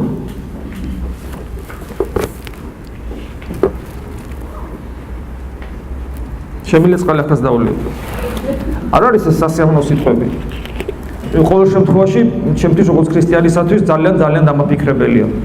სანამ ამ სიტყვებს გეტყოდით, გახსოვთ 64-ში ევა რო ცდუნდა, ერთ-ერთი რითაც ის ცდუნდა, რა სიტყვები იყო გველის, ანუ ეშმაკის. იქნებით ღმერთებივით და გაუხარდა ევას. ქრისტიანობა გეუბნება, რომ შენ გახდები ღმერთი. კი, ამას გეუბნება. ოღონ აქ სხვა რამე იგულისხმება. და ისეთი სიდიადე იგულისხმება, რომელიც სალკეთება, ეხლა ჩვენ ამას ვერ შევეხებით. მაგრამ აი ის გველი რო ეუბნება ევას, რომ ღმერთებივით იქნებით, იქ სხვა რამე იგულისხმება. ეს სიტყვები იყო ბოროტი თესლი ადამიანის სულში, რომელიც მე ადამაც გაიზიარა და მათი პირველივე შვილი კაინი იყო, იცით. ეს თესლი ყველა ადამიანში გადავიდა. ამიტომ როცა ვამბობთ, რომ თუ მეორედ არ დაიბადე, ვერ შეხვალ სასუფეველში, ამაში ის იგულისხმება, რომ ის თესლი, რაც ჩათესა გველმა ევაში და ადამში, თითოეულ მათ ნაშიერს, თითოეულ ჩვენთაგანშია, იმიტომ რომ ბუნებრივია, ხო, რაღაცა ხე როგორ ამოდის, ჩარგავ და ფესვს იკეთებს და წამოვა და გაიზრდება და თითოეული ტოტი ამ ხისა იმ იგივე გენეტიკურ კოდს ატარებს, რასაც ის მარცვალი, რომელიც ჩავდეთ, ხო, მიწაში. ადამი ფესვია, ჩვენ ამ ამოსული ხის ერთ-ერთი უკანასკნელი რტოები ვართ 21 საუკუნეში. ამიტომ ის კოდი, რომელიც ჩაიდო გველის მიერ და რატო ჩაიდო? კი არ იძალა და ევამ და ადამმა მიიღეს. როგორც კი მიიღეს, ეს მათი საკუთრება გახდა. მათი კოდი ესეთი გახდა, შინაგანი. აი ეს კოდია, ერთ-ერთი, კი სხვა კოდებიც არის იქ. ერთ-ერთი ეს არის, შენ ხარ ღმერთი. ოღონ ცუდი გაგებით. ხო, ეხლა ბუდას ეს სიტყვები. არ ეძებოთ საყრდენი, სადმე, საკუთარი თავის გარდა. ქრისტიანს ახლა ვისაც ოდნავ მაინც წარმოდგენა ქრისტიანული რელიგიის შესახებ, ეს სიტყვები შეაზანზარებს. ეს ძალიან ცუდი სიტყვებია. არ ეძებოთ საყრდენი სადმე საკუთარი თავის გარდა. თავად იყავით. ნახეთ, თავად იყავით საკუთარი თავის ნათელი და მხოლოდ საკუთარ თავს დაეყრდენით. როგორ გავს ეს კომუნისტურ იდეოლოგიას. სხვათა შორის ლენინ ცნობილი წერილია, შეგიძლიათ ინტერნეტშიც მოიძიოთ კიდევაც, ინტერნეტში არის თუ არა მე არ ვიცი, მაგრამ ყველაფერია. ესეთი წერილია, როდესაც ლენინმა რევოლუცია მოახდინა და მეფე სიკვდილით დასაჯა და ეკლესიას ანადგურებდა, ტიბეტიდან მაჰატმებმა, ანუ განდობილებმა, ტიბეტელ ბუდისტებმა მადლობის წერილი მიწერეს, რაღაც სამადლობელი წერილი მიწერეს ლენინს. ეს ისტორიული რეალობა, ყველა ისტორიკოსი დაგიდასტურებთ და ეს წერილიც ალბათ შეიძლება ინტერნეტშიც იყოს. ნახეთ რა საოცარი. მათი თქვენ რომ ნახოთ ანტიქრისტიანული იდეოლოგია 20-იანი წლების აი ეს სულია. თქვენ ახლა საკუთარი თავის საყრდენი, თქვენ არავინ არ გჭირდებათ, ესე იგი არაფერი ღმერთი არც არსებობს, არც გჭირდებათ, პირიქით ეს თქვენ თქოთ ის ოპიუმია, თქვენ საკუთარი თავის იმედი უნდა გქონდეთ, თქვენ ახლა მოკლედ რა, აი ეს სულისკვეთებაა ბუდას სიტყვებში. მხოლოდ საკუთარ თავს დაეყრდენით. შემდეგ აგრძელებს, მე ყველაფერი ვიცი. საოცარია. ქრისტე, რომელიც ბუდასგან გასხვევებით არის ღმერთი ადამიანად მოსული, როგორ ამბობს? მე მხოლოდ იმას ვამბობ, რაც მამამ მომცა. ნახეთ როგორია ქრისტეს სიტყვები. რაც მამამ მომცა, იმას ვამბობ. ჩემი სიტყვები მამის სიტყვებია, მამის სიტყვებს გეუბნები. საოცარია. აი აქაც ჩანს, მიუხედავად იმისა, რომ ქრისტე ამას როგორც ღმერთი ლაპარაკობს. ერთგან იმასაც კი ამბობს, რომ როდის იქნება, როდის მოვა ძე, როდის დასრულდება სამყარო, მე არ ვიცი, მამა მიცისო. აი საოცარი მაგალითი ქრისტეს როგორც ღმერთის სიმდაბლისა. და ბუდა არ ამბობს, რომ მე ვარ ღმერთი, რა თქმა უნდა, თუმცა ამას არც ბუდისტები არ ამბობენ, მაგრამ აი მისი სიტყვები ესათია. მე ყველაფერი ვიცი.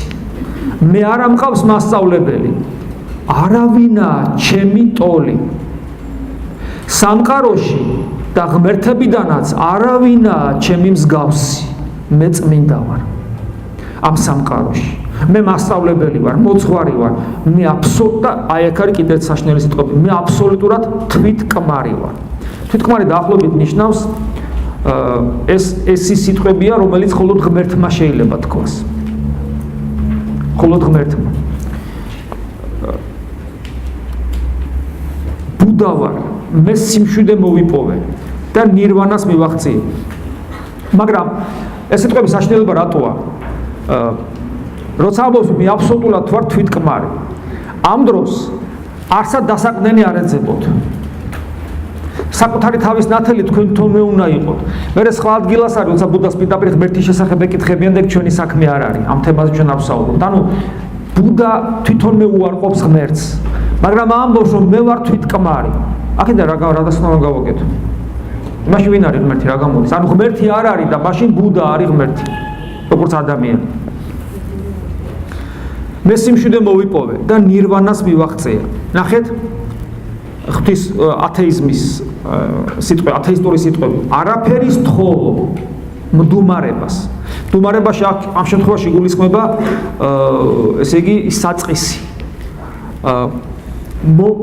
ეს არის ბუდიზმი არის როგორი რელიგია? ეს ამ რელიგიას ქვია მონიზმი. მონიზმი არ არის მონოთეიზმი. მონოთეიზმი არის ერთღმერთიანობა, როცა ადამიანს ერთი ღმერთი წამს, ხოლო მონიზმი არის, ეს ტერმინი ნიშნავს, შეიძლება სხვაგან ნახოთ, რომ ესე იგი მონისტური რელიგია, ანუ მონიზმია. ბუდიზმი როგორც რელიგია არის მონიზმი. ეს არ არის მონოთეიზმი. სოქს ეშლება თქო, ბუდისტებსაც ხო ერთი ღმერთი წამს. არა. მონიზმი არის არა იმის მონიზმი ნიშნავს არა ერთ ღმერთს, არამედ ერთ საწყისს. ეს საწყისი არ არის ღმერთი, ეს არის უპიროვნო რაღაცა ენერგიის ოკეანე, რომელიც არ არის ცოცხალი. და აი ამას ამბობს ახლა ბუდა. არაფერის თხოვო მდუმარებას, ანუ იმ საწყისს, რამე თუ მას არც საუბარი და არც სმენა, არც ძალუც. ღმერთებივით იქნებით და ასე შემდეგ. აი, ეს არის ძალიან უცნაური სიტყვები ბუდასი და სწორედ აი იმ სატანის გველის სიტყვას რომ ღმერთებივით იქნებით, სწორედ როგორ აცოცხლებს ეს ამონარი. ვივეკანანდა გაგიგიათ ხო? ეს ცნობილი მქადაგებელი იყო მე-20 საუკუნის. ეს იყო რამაკრიშნას მოწაფე. რამაკრიშნა არის საინტერესო იმით, რომ მან მოგცა თანამედროვე ინტერპრეტირება და გაგება ვედანტისა, ანუ ეს არის ინდუიზმი. ინდუიზმის ყველაზე ავტორიტეტული მიმდინარეობა და თანამედროვე ახლა არსებობს კრიშნაიზმი არსებობს ვიცით ეს ყველაფერი სექტებია ფაქტიურად რომელიც იკვებება ამ ინდუიზმის პირველი წყაროებიდან და რამაკრიშნა არის სწორედ თანამედროვე მქადაგებელი და ინტერპრეტაცია თანამედროვე ადამიანისათვის და პოპულარიზატორია ვედანტისა და ვივეკანანდა არის მისი მოწაფე და ვივეკანანდა მოღვაწეობდა ამერიკაში მერე და ამერიკაში ძალიან დიდი პოპულარობა ჰქონდა ინტელექტუალურ წრეებში. ამაში ორი მიზეზია ინტელექტუალური წრეების უსუსურობა ქრისტიანული რელიგიის წინაშე, ქრისტიანობა ძალიან მძიმეა ადამიანისათვის, რომელიც მხოლოდ გონებით ეძებს ღმერთს და მეორე ქრისტიანული ეკლესიის ასევე სამწუხაროდ ვერ მისიონერობა, როდესაც ჩვენ ხშირად არ ძალგვით ადამიანებს აუხსნათ რა არის ქრისტიანობა და ქრისტიანობა დავცალეთ მისტიკისგან. იმიტომ რომ თუ მეგეტყვი რომ ისი რა არის ქრისტიანობა, შენ მოდი ახლა შენი წოდები ჩამომითვალე, სანთელი დაანთე, პირი გააღე, უნდა ეზიარო, აბა ეს ტექსტი აგე ლოცვები რო ქვია, აბა იკითხე დილას აღამოს რაღაც წესები. როცა წესებამდე და კანონებამდე დავიყვანოთ ჩვენ ეკლესია და შიგ მოვკალით ცოცხალი ღმერთის, ცოცხალი ძიების შესაძლებლობას და სურვილიც. როცა ქრისტიანული მისტიკისაგან დავცალეთ ჩვენ ეკლესია. თავისთავად ცხადია ადამიანის სულს აქვს ბუნებრივად მოთხოვნილება რომ მას რაღაც წესების შესრულება კი არ უნდა მას ღმერთი უნდა მიღმიერ სამყარო უნდა მისი სული ითხოვს ამას და მე თუ ამას არ უხსნი და ქრისტიანობა სულ ეს არის ქრისტიანობა არის თავიდან ბოლომდე მისტიკა არც ერთი სიტყვა არც ერთი ქმედება ეკლესიაში არ არის მისტიკის გარეშე მაგრამ როცა მე შენ არ მოგეცი და არ დაგანახე და მარტო ზედაპირს გაჩვენებ ფასადურს და შიგნით ვერ გახედებ იმიტომ რომ მეც ვერ ვიხედები მაშინ აგე გამოვიდა ვივეკანანდას აღმოსავლური ოკულტური რაღაც მიმდინარეობები და მაგიური და რაღაც საშინელებები და ადამიანი ამ დროს იბნევა და იმიდის იქითკენ მიზეზი ეს არის. რას ამბობს ვივეკანანდა? ეს სიტყვები მან წარმოსთქვა ამერიკაში ერთ-ერთ კონფერენციაზე. ნახეთ რას ეუბნებათ ამერიკა ეს მე-20 საუკუნის დასაწყისია და ამერიკელები ქრისტიანები არიან ხო პრინციპში თავის ცნობიერებით. ეხლა რა ვიცი როგორ არის ყოველ შემთხვევაში ალბათ ეხლა ყოველ შემთხვევაში ქრისტიანული კულტურაა და ის რაც ძირძველებს რომ ევროპული კულტურის ნაწილია და მე-20 საუკუნის დასაწყისში ეს ქრისტიანული კულტურა თავის ზნეობრივ სიმაღლეზეც იყო და საკმაოდ ესეთი იყო. კარგად იყო წარმოჩენილი საზოგადოებაში. და ნახეთ რას ეუბნება. თქვენ წმინდა და სრულყოფილნი ხართ. მე მინდა რომ ცოტა ხوار დაგეძინათ ახლა წარმოგიდგენთ ვერ მოვიდე და გითხრათ. მე არა ვარ ვივეკანანდა, მართლა დამიფაროს, მაგრამ თეოდორე ხო ვარ და მოგესალმებით ჩემო შვილებო, დებო, ძმებო. ხო, თქვენ წმინდა და სრულყოფილი არსებები ხართ. ასე ფიქრობდით? არაფერს. ფიქრობდით ან გაგიჟდა თეოდორე, ან დაგცინის. ან რაღაცა ხრიგს გვიგებს რომ მე ჩვენ გაგვიხარდება და მე რაღაცა გვითხრა. რაღაცა არა ჯანს ვერ გზნობთ. თქვენ წმინდა და სრულყოფილი არსებები ხართ. ექსა ჯერსა და უნდა დავლიოთ თორე. ნახეთ მე რომ შემოვიდე და ესე აღთოვანებულები არიან ხოლმე ინდუიზმი და ბუდიზმი წაგიკითხეთ. ეხლა ნახეთ. რასაც თქვენ ცოდვად სახელდებთ თქვენ ხო იცით რა არის ცოდვა? არ იცით? ხო იცით მეტნაკლებად რაღაცა ხო იცით რა არის ცოდვა? ხო ჩაგიდენიათ? თუ არ ჩაგიდენიათ არაფერი ცოდვა. გასაგებია. აი ხო ჩაგიდენიათ არა და მე გეუბნებით აღმოსავლეთიდან მოსული რასაც თქვენ ცოდვად სახელდებთ თქვენი არა? არი ნერვიულო მაგაზე არა, მაი თქვენ. თქვენ ყველაფერი შეგიძლიათ აკეთოთ. მიდი. თქვენ ყოვლის შემძლენი ხართ. როგორი სიტყვებია? განიმსჯვალეთ საკუთარი ყოვლის შემძლეობის, დიდების, პატივის განცდით. როგორი სიტყვებია?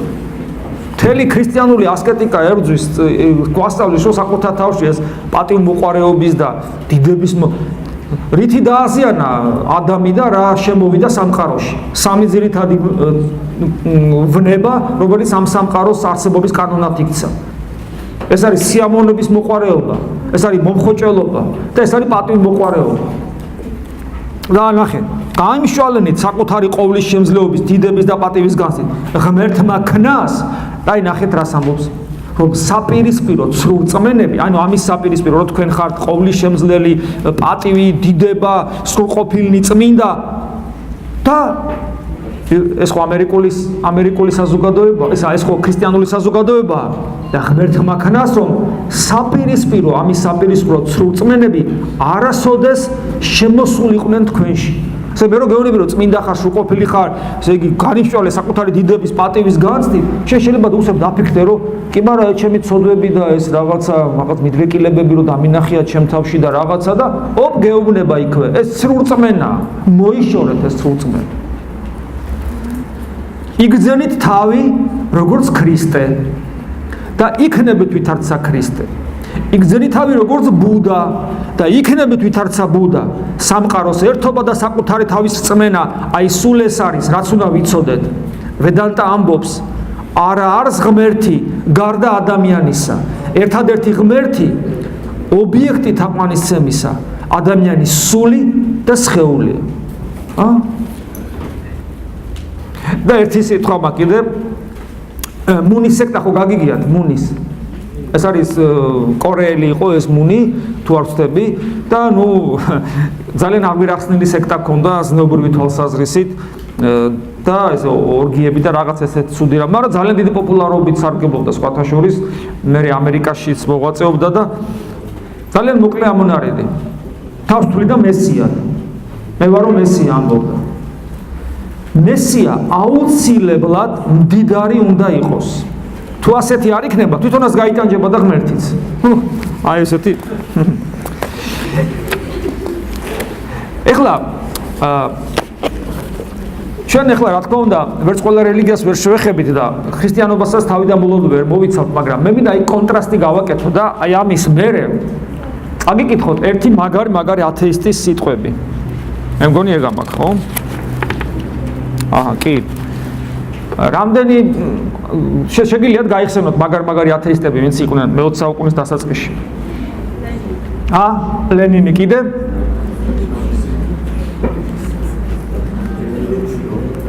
მარქსი, ხო, გაიგიათ? ენგელსი. აი, მან დავარ ზუსტად. არ გაინტერესებთ ენგელსის სიტყვები? რას ლაპარაკობს? რაზე თუ იცი? ქრისტეს აღდგომაზე. ქრისტეს მკვდრეთით აღდგომის ფაქტი თავის სიცოცხლის ბოლოს სიბერეში ფოტოშორის ძალიან საინტერესოა აი ამ კუთხით ადამიანი რომ სიკვდილს უახლოვდება ყველასი ცნობილი არ არის თავისთავად ცხადია მაგალითად არა მაგრამ ვინც წამიკითხავს წამიკითხავს ეს არის ნაპოლეონის და სტალინის საოცარი ანდერძები აქვს დაწერილი და აი ეს ფაქტურად ანდერძად შეიძლება ჩავთვალოთ არ ვიცი მაგრამ ყოველთვის ძალიან საინტერესოა ენგელსის ამ ერთ-ერთი მამათმთავარი ათეიზმისა და მუბედურებებისა რაც მოახდინეს მე-20 საუკუნის დასაწყისში ერთ-ერთი მამის სიტყვების სიცოცხლის ბოლოს და თავის თხუზულების ხელახალი გამოცემის წინა სიტყვაობაში დაწერა და ნახეთ რას წერს უახლესი კაბადოკიური აღმოჩენები გვაიძულებენ შევიცვალოთ შეხედულება სოფლიო ისტორიის ზოგიერთ მცირე რიცხოვან მაგრამ უმნიშვნელოვანეს მოვლენებზე და იმან რასაც ადრე მხოლოდ მითოლოგების ყურადღების ღირსად გვეჩვენებოდა ამიერიდან ისტორიკოსების ყურადღება უნდა მიიპყროს ახალი დოკუმენტები რომლებიც იმორჩილებენ სკეპტიკოსებს თავიანთი დამაჯერებლობით ღაღადებენ ისტორიის სასწაულთაგან უდიდესი სასწაულის სასარგებლოდ. კერძოდ, სიცოცხლეთ მობრუნების შესახებ იმისა, ვისაც ის გოლგოთაზე წაართვეს. როგორი სიტყვებია? ქრისტეს აღდგომას ახსენებს. აი ეს არის. ანუ მე მის თქმა მინდა რომ ქრისტეს აღდგომა ასევე დღეს ძალიან ბევრი სკეპტიკოსი ახდომდა რომ იყო პერიოდები, როდესაც იგივე კასაბჭების პერიოდში როცა საუბრობდნენ ქრისტიანობაზე საუბრობდნენ რომ ქრისტე არ არსებობდა საერთოდ. ეს იყო სრული ტყუილი ქრისტეს შესახებ დაწყებული ქრისტეს შესახებ არსებობა დასტურდება პირველი საუკუნის დოკუმენტებითაც, მეორე საუკუნის დოკუმენტებითაც. პირველ საუკუნის ხელნაწერები არსებობს წმინდა წერილისა ფრაგმენტები. და მეორე საუკუნის მესამე და რაც აქეთ მოდიხარ უფრო და უფრო არის. და საინტერესოა განსაკუთრებით ქრისტიანობის მტრების. აი ქრისტიანობას რომ მტრობდნენ და ებრძოდნენ იმათი ჩანაწერები ქრისტიანობის და ქრისტეს შესახებ. ანუ ქრისტე რო არსებობდა, ეს ხო ფაქტია, მაგრამ ქრისტეს აღდგომის შესახებ იმდენი რამ ადასტურებს ქრისტეს აღდგომას, როგორც ფაქტს. მათ შორის ცნობილია პილატეს პირადი კარის ექიმის ჩანაწერები, ძალიან საინტერესოა. მათ შორის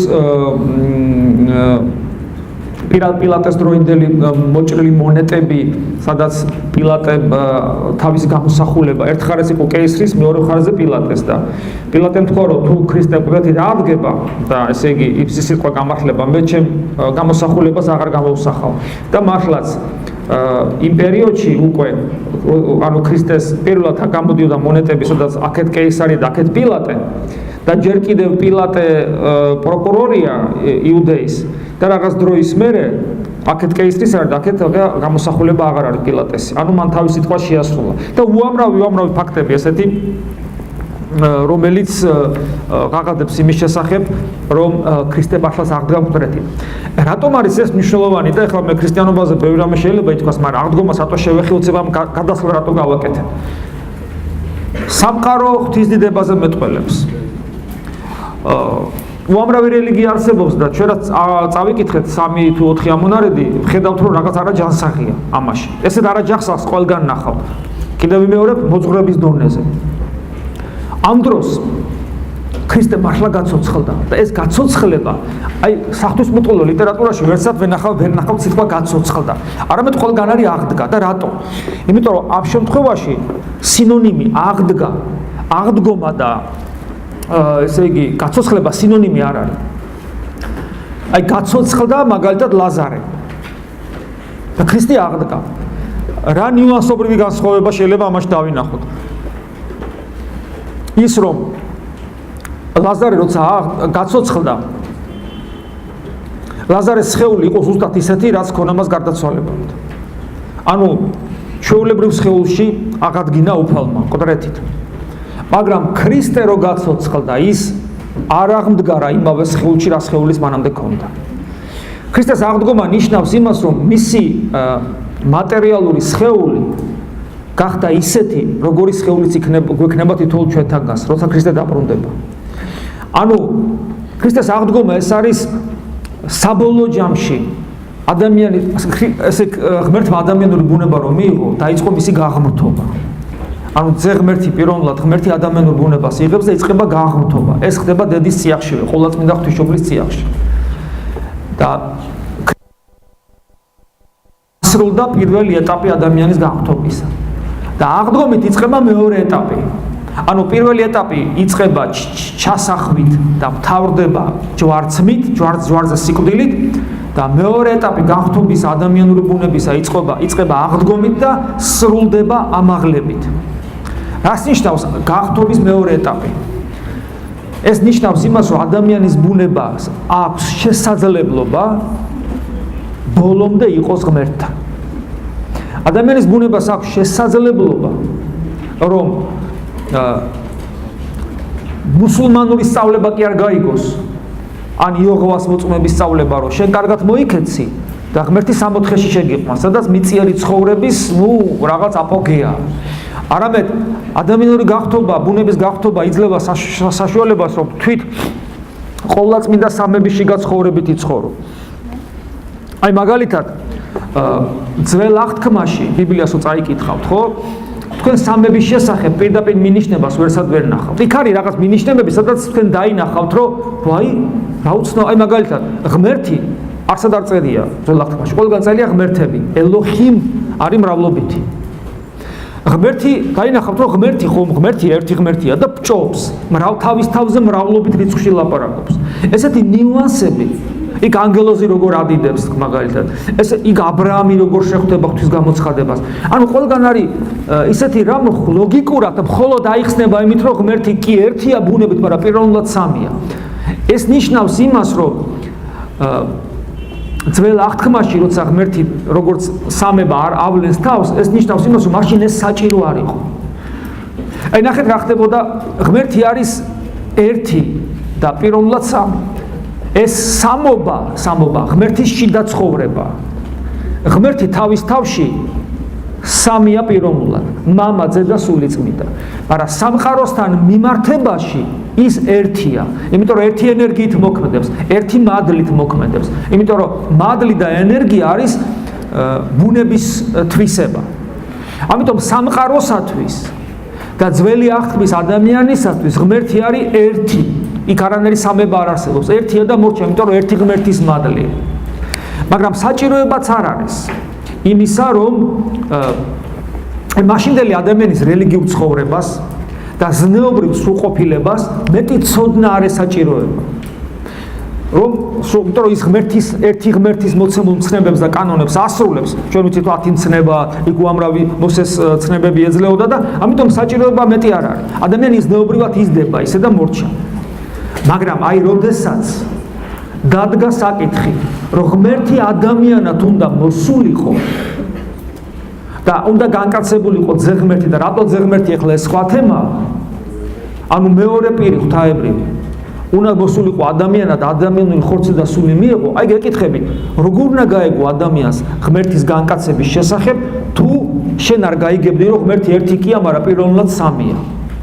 და როგორ მიხვდებოდი, რომ რას ნიშნავს, რომ ძეღმერთი რომელიც მოვიდა ელაპარაკება მამას და თან საუბრობს სხვა ნუგეშჩინის მცემელზე, რომელიც მისი ამაღლების მერე მოვა, ხო დაიბნეოდე. თუ ღმერთი ერთია და თუ ღმერთი ერთია და ძეღმერთის მერე ვიგებ რომ ერთია და სულიწმინდას ღმერთი, მაშინ ვერ გავიგე. ანუ იბნევა ადამიანი. ამიტომ როგორც კი ქრისტე იწყებს საზოგადო მოღვაწეობას იოანესთან ნათლისღების მერე, იმ წამსვე ხდება ღმერთის განცხადება. როგორც კი ნათელს იღებს, მამა ღმერთი ხმას აძლევს, სულიწმინდა ღმერთი ვითარცა ტრედი გამოვლინდება და ამიტომ ნათლისღების დღესასწაული სხვანაირად რა ქვია ხო გახსოვთ? ღვთის განცხადების დღესასწაული. ანუ ადამიანის ხდება და რატომ ახლა? პირველი მიზეზი ვთქვი, ის რომ ჩვენ მივხვდეთ რას ნიშნავს რომ ღმერთი მოვიდა ადამიანად და თან მორჩილია და ბიჭო, ღმერთი თავისთავად ვისი მორჩილი უნდა იყოს საინტერესოა, ხა? თუ ერთი ხარ, ვის უნდა დაემორჩილო? პიროვნულად ის ემორჩილება მამა ღმერთს და გვასწავლის ჩვენ მორჩილებას. გესმის? ანუ ეს რომ გავიგო, ხო? და გარდა ამისა, გავიგო ღმერთის სიყვარულია. რას ნიშნავს ღმერთის სიყვარულია? თუ მარტოა, მარტო. რას ნიშნავს ღმერთის სიყვარულია? ვიღაცა იტყვის, შენ უყვარ ხარ, მამაო, მე უყვარ ვარ. და სანამ მე გავჩნდებოდი, სანამ სამყარო იქნებოდა, ღმერთის სიყვარული არ იყო? ეს ყველაზე მთავარი თვისება მას არ ქონდა? თავისთავი უყვარდა, თავისთავის სიყვარულს რა ქვია ხო ვიცით? თავისთავის სიყვარული არ არსებობს, არსებობს ეგოიზმი. სიყვარული არის, როცა შენ სხვისთვის ბოლომდე გასცემ საკუთარ თავს. მამა ბოლომდე გასცემ საკუთარ თავს ძისა და სულიწმინდისათვის, ძე ბოლომდე გასცემ საკუთარ თავს მამისა და სულიწმინდისათვის, სულიწმინდა ბოლომდე გასცემს თავს მამისა და ძისათვის. ანუ ღმერთის სიყვარულია რომ გაიგო. და ძე ღმერთი რომ მორჩილია და დაბალი რომ გაიგო. და ძე ღმერთი რომ ადამიანად მოვიდა რომ გაიგო. შენ რომ მამის შვილი ხარ და აქედან გამომდინარე ძე ღმერთის ძმა ხარ, ეს რომ გაიგო და ასე შემდეგ ეს ყველაფერი რომ გაიგო, უნდა იცოდე რომ ღმერთი ერთია ბუნებით, მაგრამ პიროვნულად სამია. და ანუ ეს ერთი მიზეზი, საღვთისმოწყალო თვალსაზრისით და მეორე მიზეზი. ქრისტე ამბობს საოცარ სიტყვებს. სადაც მე ვარ, მინდა რომ თქვენც იქ იყოთ. ეს ნიშნავს იმას, რომ მარადიული სიცოცხლე არის არა ის 64, სადაც ადამ და ევა იყვნენ. მარადიული სიცოცხლე მე თუ მეტეს არის არა ის 64, სადაც გვეპატიჟებიან იეჰოვას მოწმეები და მუსულმანები. არამედ მარადიული სიცოცხლე ეს არის ის ადგილი, სადაც ძეღმერთი არის თავისი ადამიანური ბუნებით, იმიტომ რომ ქრისტე ამბობს, რომ სადაც მე ვარ, მინდა რომ თქვენც იქ იყო. სახარებიდან გახსოვთ, სად არის ძეღმერთი დღეს? ამაღლდაზეცად და დაჯდა მარჯვენით ღმრთისა, ყოლა წმინდა სამების წიაღში. უფალი ამბობს, რომ თუ სწორედ იცხოვრებ,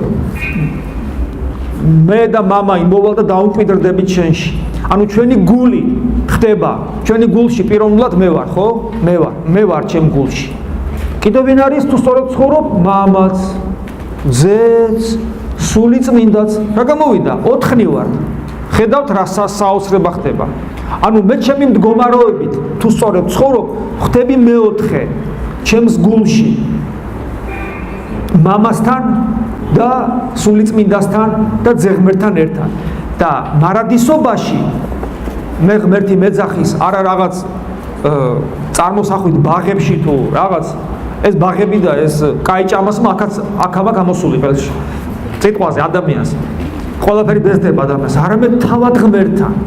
ეს აი გასაგები რო იყოს ხალხო, მე ესეთი ტესტი არსებობს, ერთ-ერთი ღვთისმოწყალე გთავაზობს, მე ადრე მithქვავს ეს შეხვედრებში. აი ვიღაცა მოგითხრას, რომ ეხლა მე შენ დაგტოვებ, ხვალე მოვალ. აიღე ფურცელი, აი ეგეთი კალამი და დაწერე რა გინდა შენ ცხოვრებაში. აი შენ უბრალოდ ცხოვრებაში კი არა, მარადისობაში, აი რომ გარდაიცვლები 100 წლის მერე და მარადულ სიცოცხლეში რომ შეხვალ, რაც გინდა ისურვე. ჩამოწერე, ძალიან წვრილად ჩამოწერე. მე ოქროთებზე არ გეგონო ეს კაცმოროთქვას, მაგრამ ყოველ შემთხვევაში და ყველაფერი შეგისრულდება. ოღონ ერთი პირობა. ყველაფერი ისურვე, ყველაფერი ას თავში მოგივა, გულს მოუნდება, აი ყველაფერი გარდა ერთისა, ვერასოდეს ვერ ნახავ ღმერთს. ეგეთი ოქროთებზე ვარ, ყველაფერს გისურვებ გარდა ერთის. მე ხლა თქვენ ამაზე სახში ფიქრეთ, მაგრამ ის ღვთისმეტყველესი ამბობს, ნებისმიერი გონიერი ადამიანის ცნობიერება შეძრწუნდება საშნელებისაგან. ყველაფერი, მაგრამ აი ღმერთი არის ვიცი და იმას ვერასოდეს ვერ ნახავ. ყველა შეძრწუნდება, იმიტომ რომ იმ წელს სული გიკარნახებს რა, ყველაფერი შესაძოდო, თავარი ისა. გამიგეთ როგორი რაღაცა. და აი ქრისტიანობა სწორედ ამას გთავაზობს. რა რძისა და თაფლის დინარეები, რა ხორციელი შენი სამშობლო, შენი 64, შენი სასუფეველი არის თავად ყოვლადწმინდა სამება, მამა, იძე და სული წმინდა. ქრისტე ამბობს, სადაც მე ვარ, მინდა რომ თქვენც იქ იყოთ. გესმით? აი ქრისტიანობის არსი. და ეს ყველაფერი სწორედ აი აქედან იწყება, რომ ქრისტე აღსდგა მკვდრეთით. და პავლე მოციქული ამბობს, რომ ქრისტე თუ არ აღდგებოდა, მაშინ ჩვენ ყველა საცოდავი ადამიანები ვართ, იმიტომ რომ ყველაფერს უარყოფთ. არაფერს არ ვემონებით, არაფერს არ ვემორჩილებით, ჩვენ მხოლოდ ღმერთი გვინდა და სხვა არაფერი. და ეს ყველაფერი ვიცი საიდან? ვიცი ქრისტესგან და თუ ქრისტე არ აღმდგარა მკვდრეთით, ესე იგი ყველაფერს მატყილებს, ქრისტეს მატყილებს. ქრისტიანობას მატყილებს. ყველაფერი ჩამოემხათ, აი მოციქულებს დაემხოთ ყველაფერი თავზე. ქრისტე რომ მოკლეს, მოციქულები განადგურდნენ მორალურად. ყველაფერი დამთავრდა. ყველაფერი მათთვის. ზოგიერთმა გამოიჩინა სიყვარულის საოცარი მაგალითები. მენესალცხებლე დედები, ხო ყველაფერი დამთავრდა, ყველაფერი განადგურდა. იმიტომ რომ მოკლეს და მორჩა. მენესალცხებლე დედები და იოანე მოციქული. მიუხედავად იმისა, რომ მათთვისაც ყველაფერი დამთავრდა, ისინი ქრისტეს არ ტოვებენ და ბოლომდე მის გვერდზე არიან. მიუხედავად დიდი ხიფათისა, იმიტომ რომ ისინი შეიძლება დაეჭირა და მოეკლათ. აქ არის კიდევ ერთი მაგალითი ქრისტიანული სულის გმირობისა. ანუ მე ქრისტე და იოანეს მაგალითზე ჩვენ ვიცით, რომ იოანესზე ამბობს მხოლოდ უფალი, რომ ღვთისმშობლზე მიანიშნებს, რომ შენი დედა და ღვთისმშობლზე უნება, რომ ეს შენი შვილია. ნახეთ, ესე იგი იოანე გახდა ქრისტეს ძმა, ხო სწორია? ანუ ქრისტეს ოჯახის წევრი, ანუ უკვე ყოვლადწმინდა სამების წევრი. ეს რას ნიშნავს? ეს ნიშნავს იმას, რომ ქრისტიანობა სინამდვილეში არის არა ანგარებიანი რელიგიურობა, რომ მე რელიგიურად ცხოვრობ იმიტომ, რომ მე რაღაცა მექნება, არამედ იოანეს და მენასაცხებლად დედების მდგომარეობა, რომელთათვისაც ყველაფერი დასრულდა და მაინც ისინი ქრისტეს ერთგულები არიან. ხოთაშორის ეს არის ერთ-ერთი ძლიერი იარაღი ეჭვის, სარწმუნოებრივი ეჭვის წინააღმდეგ, ეს ეჭვები დემონების მიერ არის აღზრული ჩვენს გულში, ეშმაკი გვებრძვის ამით და ჩვენთვის ერთ-ერთი ყველაზე ძლიერი იარაღი, როცა ის მოდის საშნელი, რომ იქნება ეს ყველაფერი არ არის მართალი, იქნება ეს ყველაფერი ტყუილია, იქნება ეს გამოგონილია, იქნება ეს ადამიანს ხანდახან აწუხებს განსაკუთრებით ახალ მოსულს. შენ რა თქმა უნდა ყოველ მათ ეშმაკის ყოველგვარ არგუმენტს, კონტრ-არგუმენტს უპირისპირებ შენ ცნობიერებაში, ან გამოცდილ ადამიანს ეკითხები, მაგრამ ყველაზე მთავარი იარაღი, როცა ის არ მოგეშვება და ახალ-ახალი კითხვებით მოგაბეზრებს, მთავარი იარაღი, რომ სადაც ეგრევე დაბლა დასცემ, ისე რომ წამოდგომას კაი ხანი ვერ გაბედავს, ან საერთოდ არის ეს სიტყვები, ყველაფერი ტყუილია, მე არ მაინტერესებს. მე მაინც ქრისტეს ერთგული ვარ, იმიტომ რომ მასზე დიდი, მასზე წმინდა, მასზე საოცარი არავინ არ არის. როგორ შეიძლება მე ქრისტეს უღალატო? აი ეს არის ის ცეცხლოვანი იარაღი, რომელიც ყველანაირ ეჭვს ამარცხებს, იმიტომ რომ ამ შემთხვევაში თუ შენ ამას გულწრფელად ამბობ, ემსგავსები იოანეს და ემსგავსები მენასაცხებლე დედებს, რომელმაც ბოლომდე უერთგულეს ქრისტეს. რა მაინტერესებს? საინტერესოა ესეთი ქრისტიანობა? თუ წავიკითხო, ესე იგი, რა თქვა იმან? მესია აუცილებლად მდიდარი უნდა იყოს, თუ ასეთი არ იქნება, თუნდაც დაიტანჯებოდა ღმერთიც. არ ეძებოთ საყრდენი სადმე საკუთარი თავის გარდა. თქვენ წმინდა და სრულყოფ რომელი ავირჩი? კიდევ ერთი რამ უანგარობის ერთი მაგალითი კიდევ.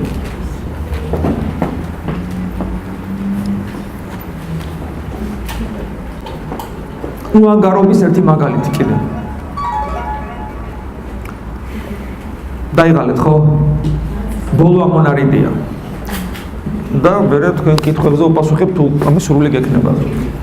ესე იგი, ამ ამონარიდით მე მინდა დაგანახოთ ქრისტიანობის უანგარო და თავგანწირული დამოკიდებულება. რატომ? კიდევ ერთხელ, აი, როცა გვეუბნებიან ხოლმე, რომ თქვენ ხართ ანგარებიანები, მოწმუნეები. იმიტომ რომ თქვენ მხოლოდ იმიტომ ხართ რელიგიურები, რომ ან რაღაცის გეშინიათ, ნუ სიკვდილის მათ შორის, ან თქვათ ღმერთისგან ელოდებით დახმარებებს თქვენ სიკეთის სანულოდ, ან აქ, ან მარადისობაში. კიდევ ერთი ნიშანი იმისა, რომ მათ არ იციან ქრისტიანობა, ვინც ესე ლაპარაკობს, ასევე ჩვენ შეიძლება არ ვიცოდეთ ქრისტიანობა თუ ჩვენ ვართ ეკლესიაში, მაგრამ ეს განცდა და ეს განწყობები არ გვექნება და რომ ის ქრისტიანი მხოლოდ შეიძლება უანგარო იყოს და თავგანწირული ადამიანი. აი ძალიან ხშირად ჩვენ როცა ქრისტიანულად ვცხოვრობ, ჩვენი ქრისტიანობა, ეკლესიურობა არის როგორი, რომ ყოველთვის რაღაცას ვითხოვთ ღმერთისაგან და მე ეს მაგალითი მომყავს ხოლმე და ეხლაც მოგიყვანთ ამ მაგალითს, ეს არის ლუკა მახარებლის მე-15 თავი, უძღებიშვილის იგავიდან მაგალითი, როდესაც უძღებშვილს, ანუ უმცროს შვილს მამისადმი აქვს უსიყვარულო დამოკიდებულება, ანუ მამა კი არ უყვარს, არამედ მამისგან რო სიკეთე აქვს ეს უნდა. ანუ ჩვენ ხშირად ესე ვართ ეკლესიაში, ან გვაბრალებენ ამას, რომ ღმერთი კი არ გვინა ცოცხალი ღმერთი, მასთან პიროვნული ურთიერთობა, არამედ მისგან მოსული სამოთხე მინდა. აი ესეც არის, კიდევ ისლამს შევადარე და იეჰოვას მოწმეობას. მე ღმერთისაგან მოცემული სამოთხე კი არ მინდა. ქრისტიანობაში, აი მე მინდა ძალიან გთხოვთ, აი ეს კამას ხაზი ყურადღება მიაქციოთ. ქრისტიანები არ ვითხოვთ სამოთხეს იმგვარად, როგორც მუსულმანები და იეჰოვას მოწმეები ითხოვენ. ღმერთისგან სამოთხე. ქრისტიანი სხვა რამეს ითხოვს, ქრისტიანი თავად ღმერთს ითხოვს და მასთან ურთიერთობას. ანუ მე მამის ქონება, მამის სასახლე და ფუფუნება კი არ მინდა ქრისტიანობაში. მე მამა მინდა. აი ეს არის არსი და განსხვავება ერთ-ერთი მნიშვნელოვანი სხვა რელიგიებისგან ქრისტიანობაში.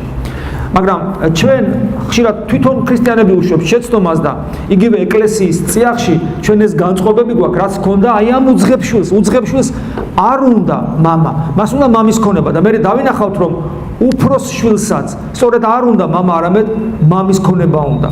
ეს არის ლუკა მახარებლის მე-15 თავი.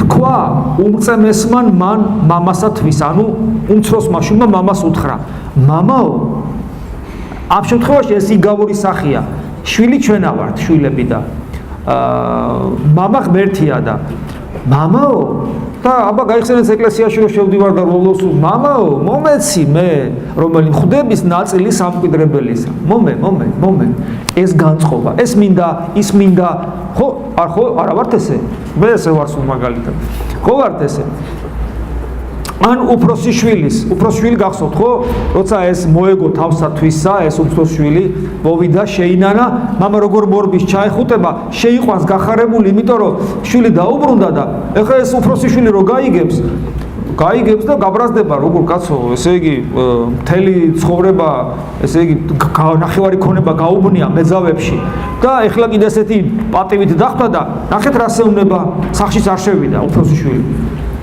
და მიუგო და რქვა მამასა თვისა აჰა ესე რა ესოდენი წელნი გმონენ შენ და არასადა მცნებასა შენსა გარდავხენ და არასადა მომეც ერთი თიკანი თურმე ამასაც მამა კი არ ყვარებია მამას ერთი თიკანი უნდა რომ იქე იფოს და მამა არ ედარდება წარმოგიდგენია აი ეს არის ის დამოკიდებულება რაც ხშირად აქვს ადამიანს ანგარებიან შემთხვევაში რელიგიურ ცხოვრებაში და ვერასოდეს ვერ გაიგებს ბედნიერებას ასეთი ადამიანი რა არის ქრისტიანობა თუ გონს არ მოეგება იმიტომ რომ ნებისმიერი ადამიანი რომელიც აი ესია მომე არის უძღების შვილი და უძღების რა დაემართა ხო გახსოვთ წავიდა ჯერ არაწმინდებაში იცხოვრა ანუ მეძავებში გაფლაგა მთელი ქონება შეიძლება სხეულით არ იმეძაო მაგრამ გული ქონეს სავსე არაწმინდები და მეორე ღორების მწყემსი გახდა და ისე რომ ღორების საჭმელი ენატრებოდა და ამ ღორების საჭმელსაც არავინ არ აძლევდა და სანამ არ შეინანა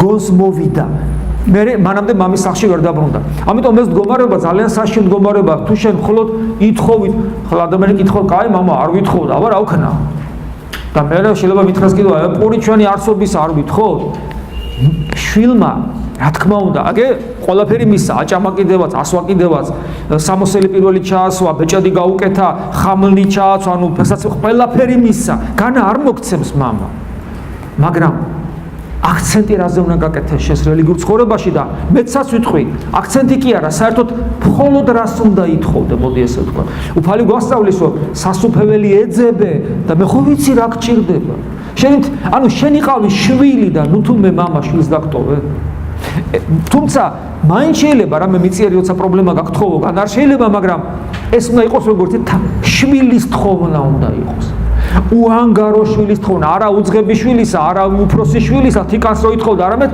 უანგარო შვილის თხოვნა შეიძლება იყოს თორე თუ ესეთი არ არის მაშინ ანგარებით ახარ და საერთოდ ღმერთი რას ითხოვს ჩვენგან და ჩანს აი ღმერთის დამოკიდებულება ასეთია ეს ჩანს მამის სიტყვებში რომელიც არის წარმოთქმული უფროსი შვილის მიმართ შვილო ამ უფროს შვილს ეუბნება თიკანი რო მოთხოვ შვილო შენ მარადის ჩემთან ხარ და ჩემი ყოველი ანუ რას მომაკ შენი არის ნახეთ რა ეს თიკანს ითხოვს წესრება ჟულო გამოფხიზდი რა თიკანი რაც მომაკ ყველაფერი შენია თიკანი კი არ არის შენი ყველაფერი შენია და პრინციპში მე შენი ვარ მე შენი მამა ვარ და სხვათა შორის ეს დამოკიდებულება არის იგივეობრივი რაც არის მამა ღმერთსა და ძე-ღმერთს შორის რა თქმა უნდა სული წმინდა შორის ახლა ამ შემთხვევაში ეს დიალოგი ძე-ღმერთსა და მამა ღმერთს შორის არის გამართული ეს არის იოანეს სახარების მე-17 თავი ძე ეუნება მამას და ჩემი ყოველი შენი არს და შენი კიდე ჩემი არს აი ეს არის არსი ჩვენი ქრისტიანული ცხოვრებისა და პრობლემა იმაშია რომ ადამიანს არ სურს რომ ყველაფერი რაც არის ღმერთის იყოს ჩემი და არც ის სურს რომ ჩემი იყოს ყველაფერი ღმერთის არამედ სურს რომ ღმერთისაგან ის მიიღოს რაც სურს და ის გასცეს რაც ასევე სურს ანუ ეს არის ანგარების პრობლემა რომელიც ჩვენში თუ არ მოიძირკვა ჩვენ ქრისტიანები არ ვიქნებით მე ხლა აი ძალიან მოკლედ შევეხე თუ მოკლე ქვია ამას რა ვიცი ესე იგი თუ რატო შეიძლება ვიყო დაჯერებულნი იმაში რომ ღმერთი არის თუ რატომ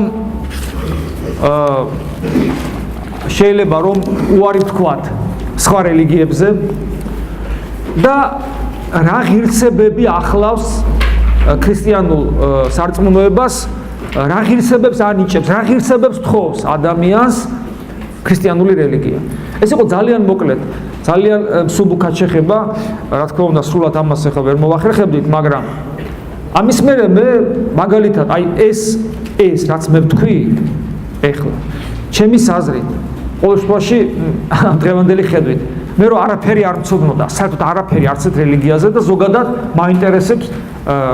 მაინტერესებს ჭეშმარიტება სად არის ხო მე რომ მომესმინა მინიმუმ მე შეიძლება უცებ ქრისტიანი არ გამختارიყავი მაგრამ მინიმუმ დავფიქრდებოდი და მოვინდომებდი რომ ქრისტიანობა ძალიან ღრმად შემესწავლა იმიტომ რომ რაღაც საოცარი ღირსებები შემომთავაზა საოცარი სიმაღლე და გახთობა უანგარობა სიყვარული და ანუ ის ღირსებანი ის ღირებულებანი მოკლედ ესე რომ ვთქვათ რაც ძალიან ძვირფასი უნდა იყოს ზოგადად ადამიანისათვის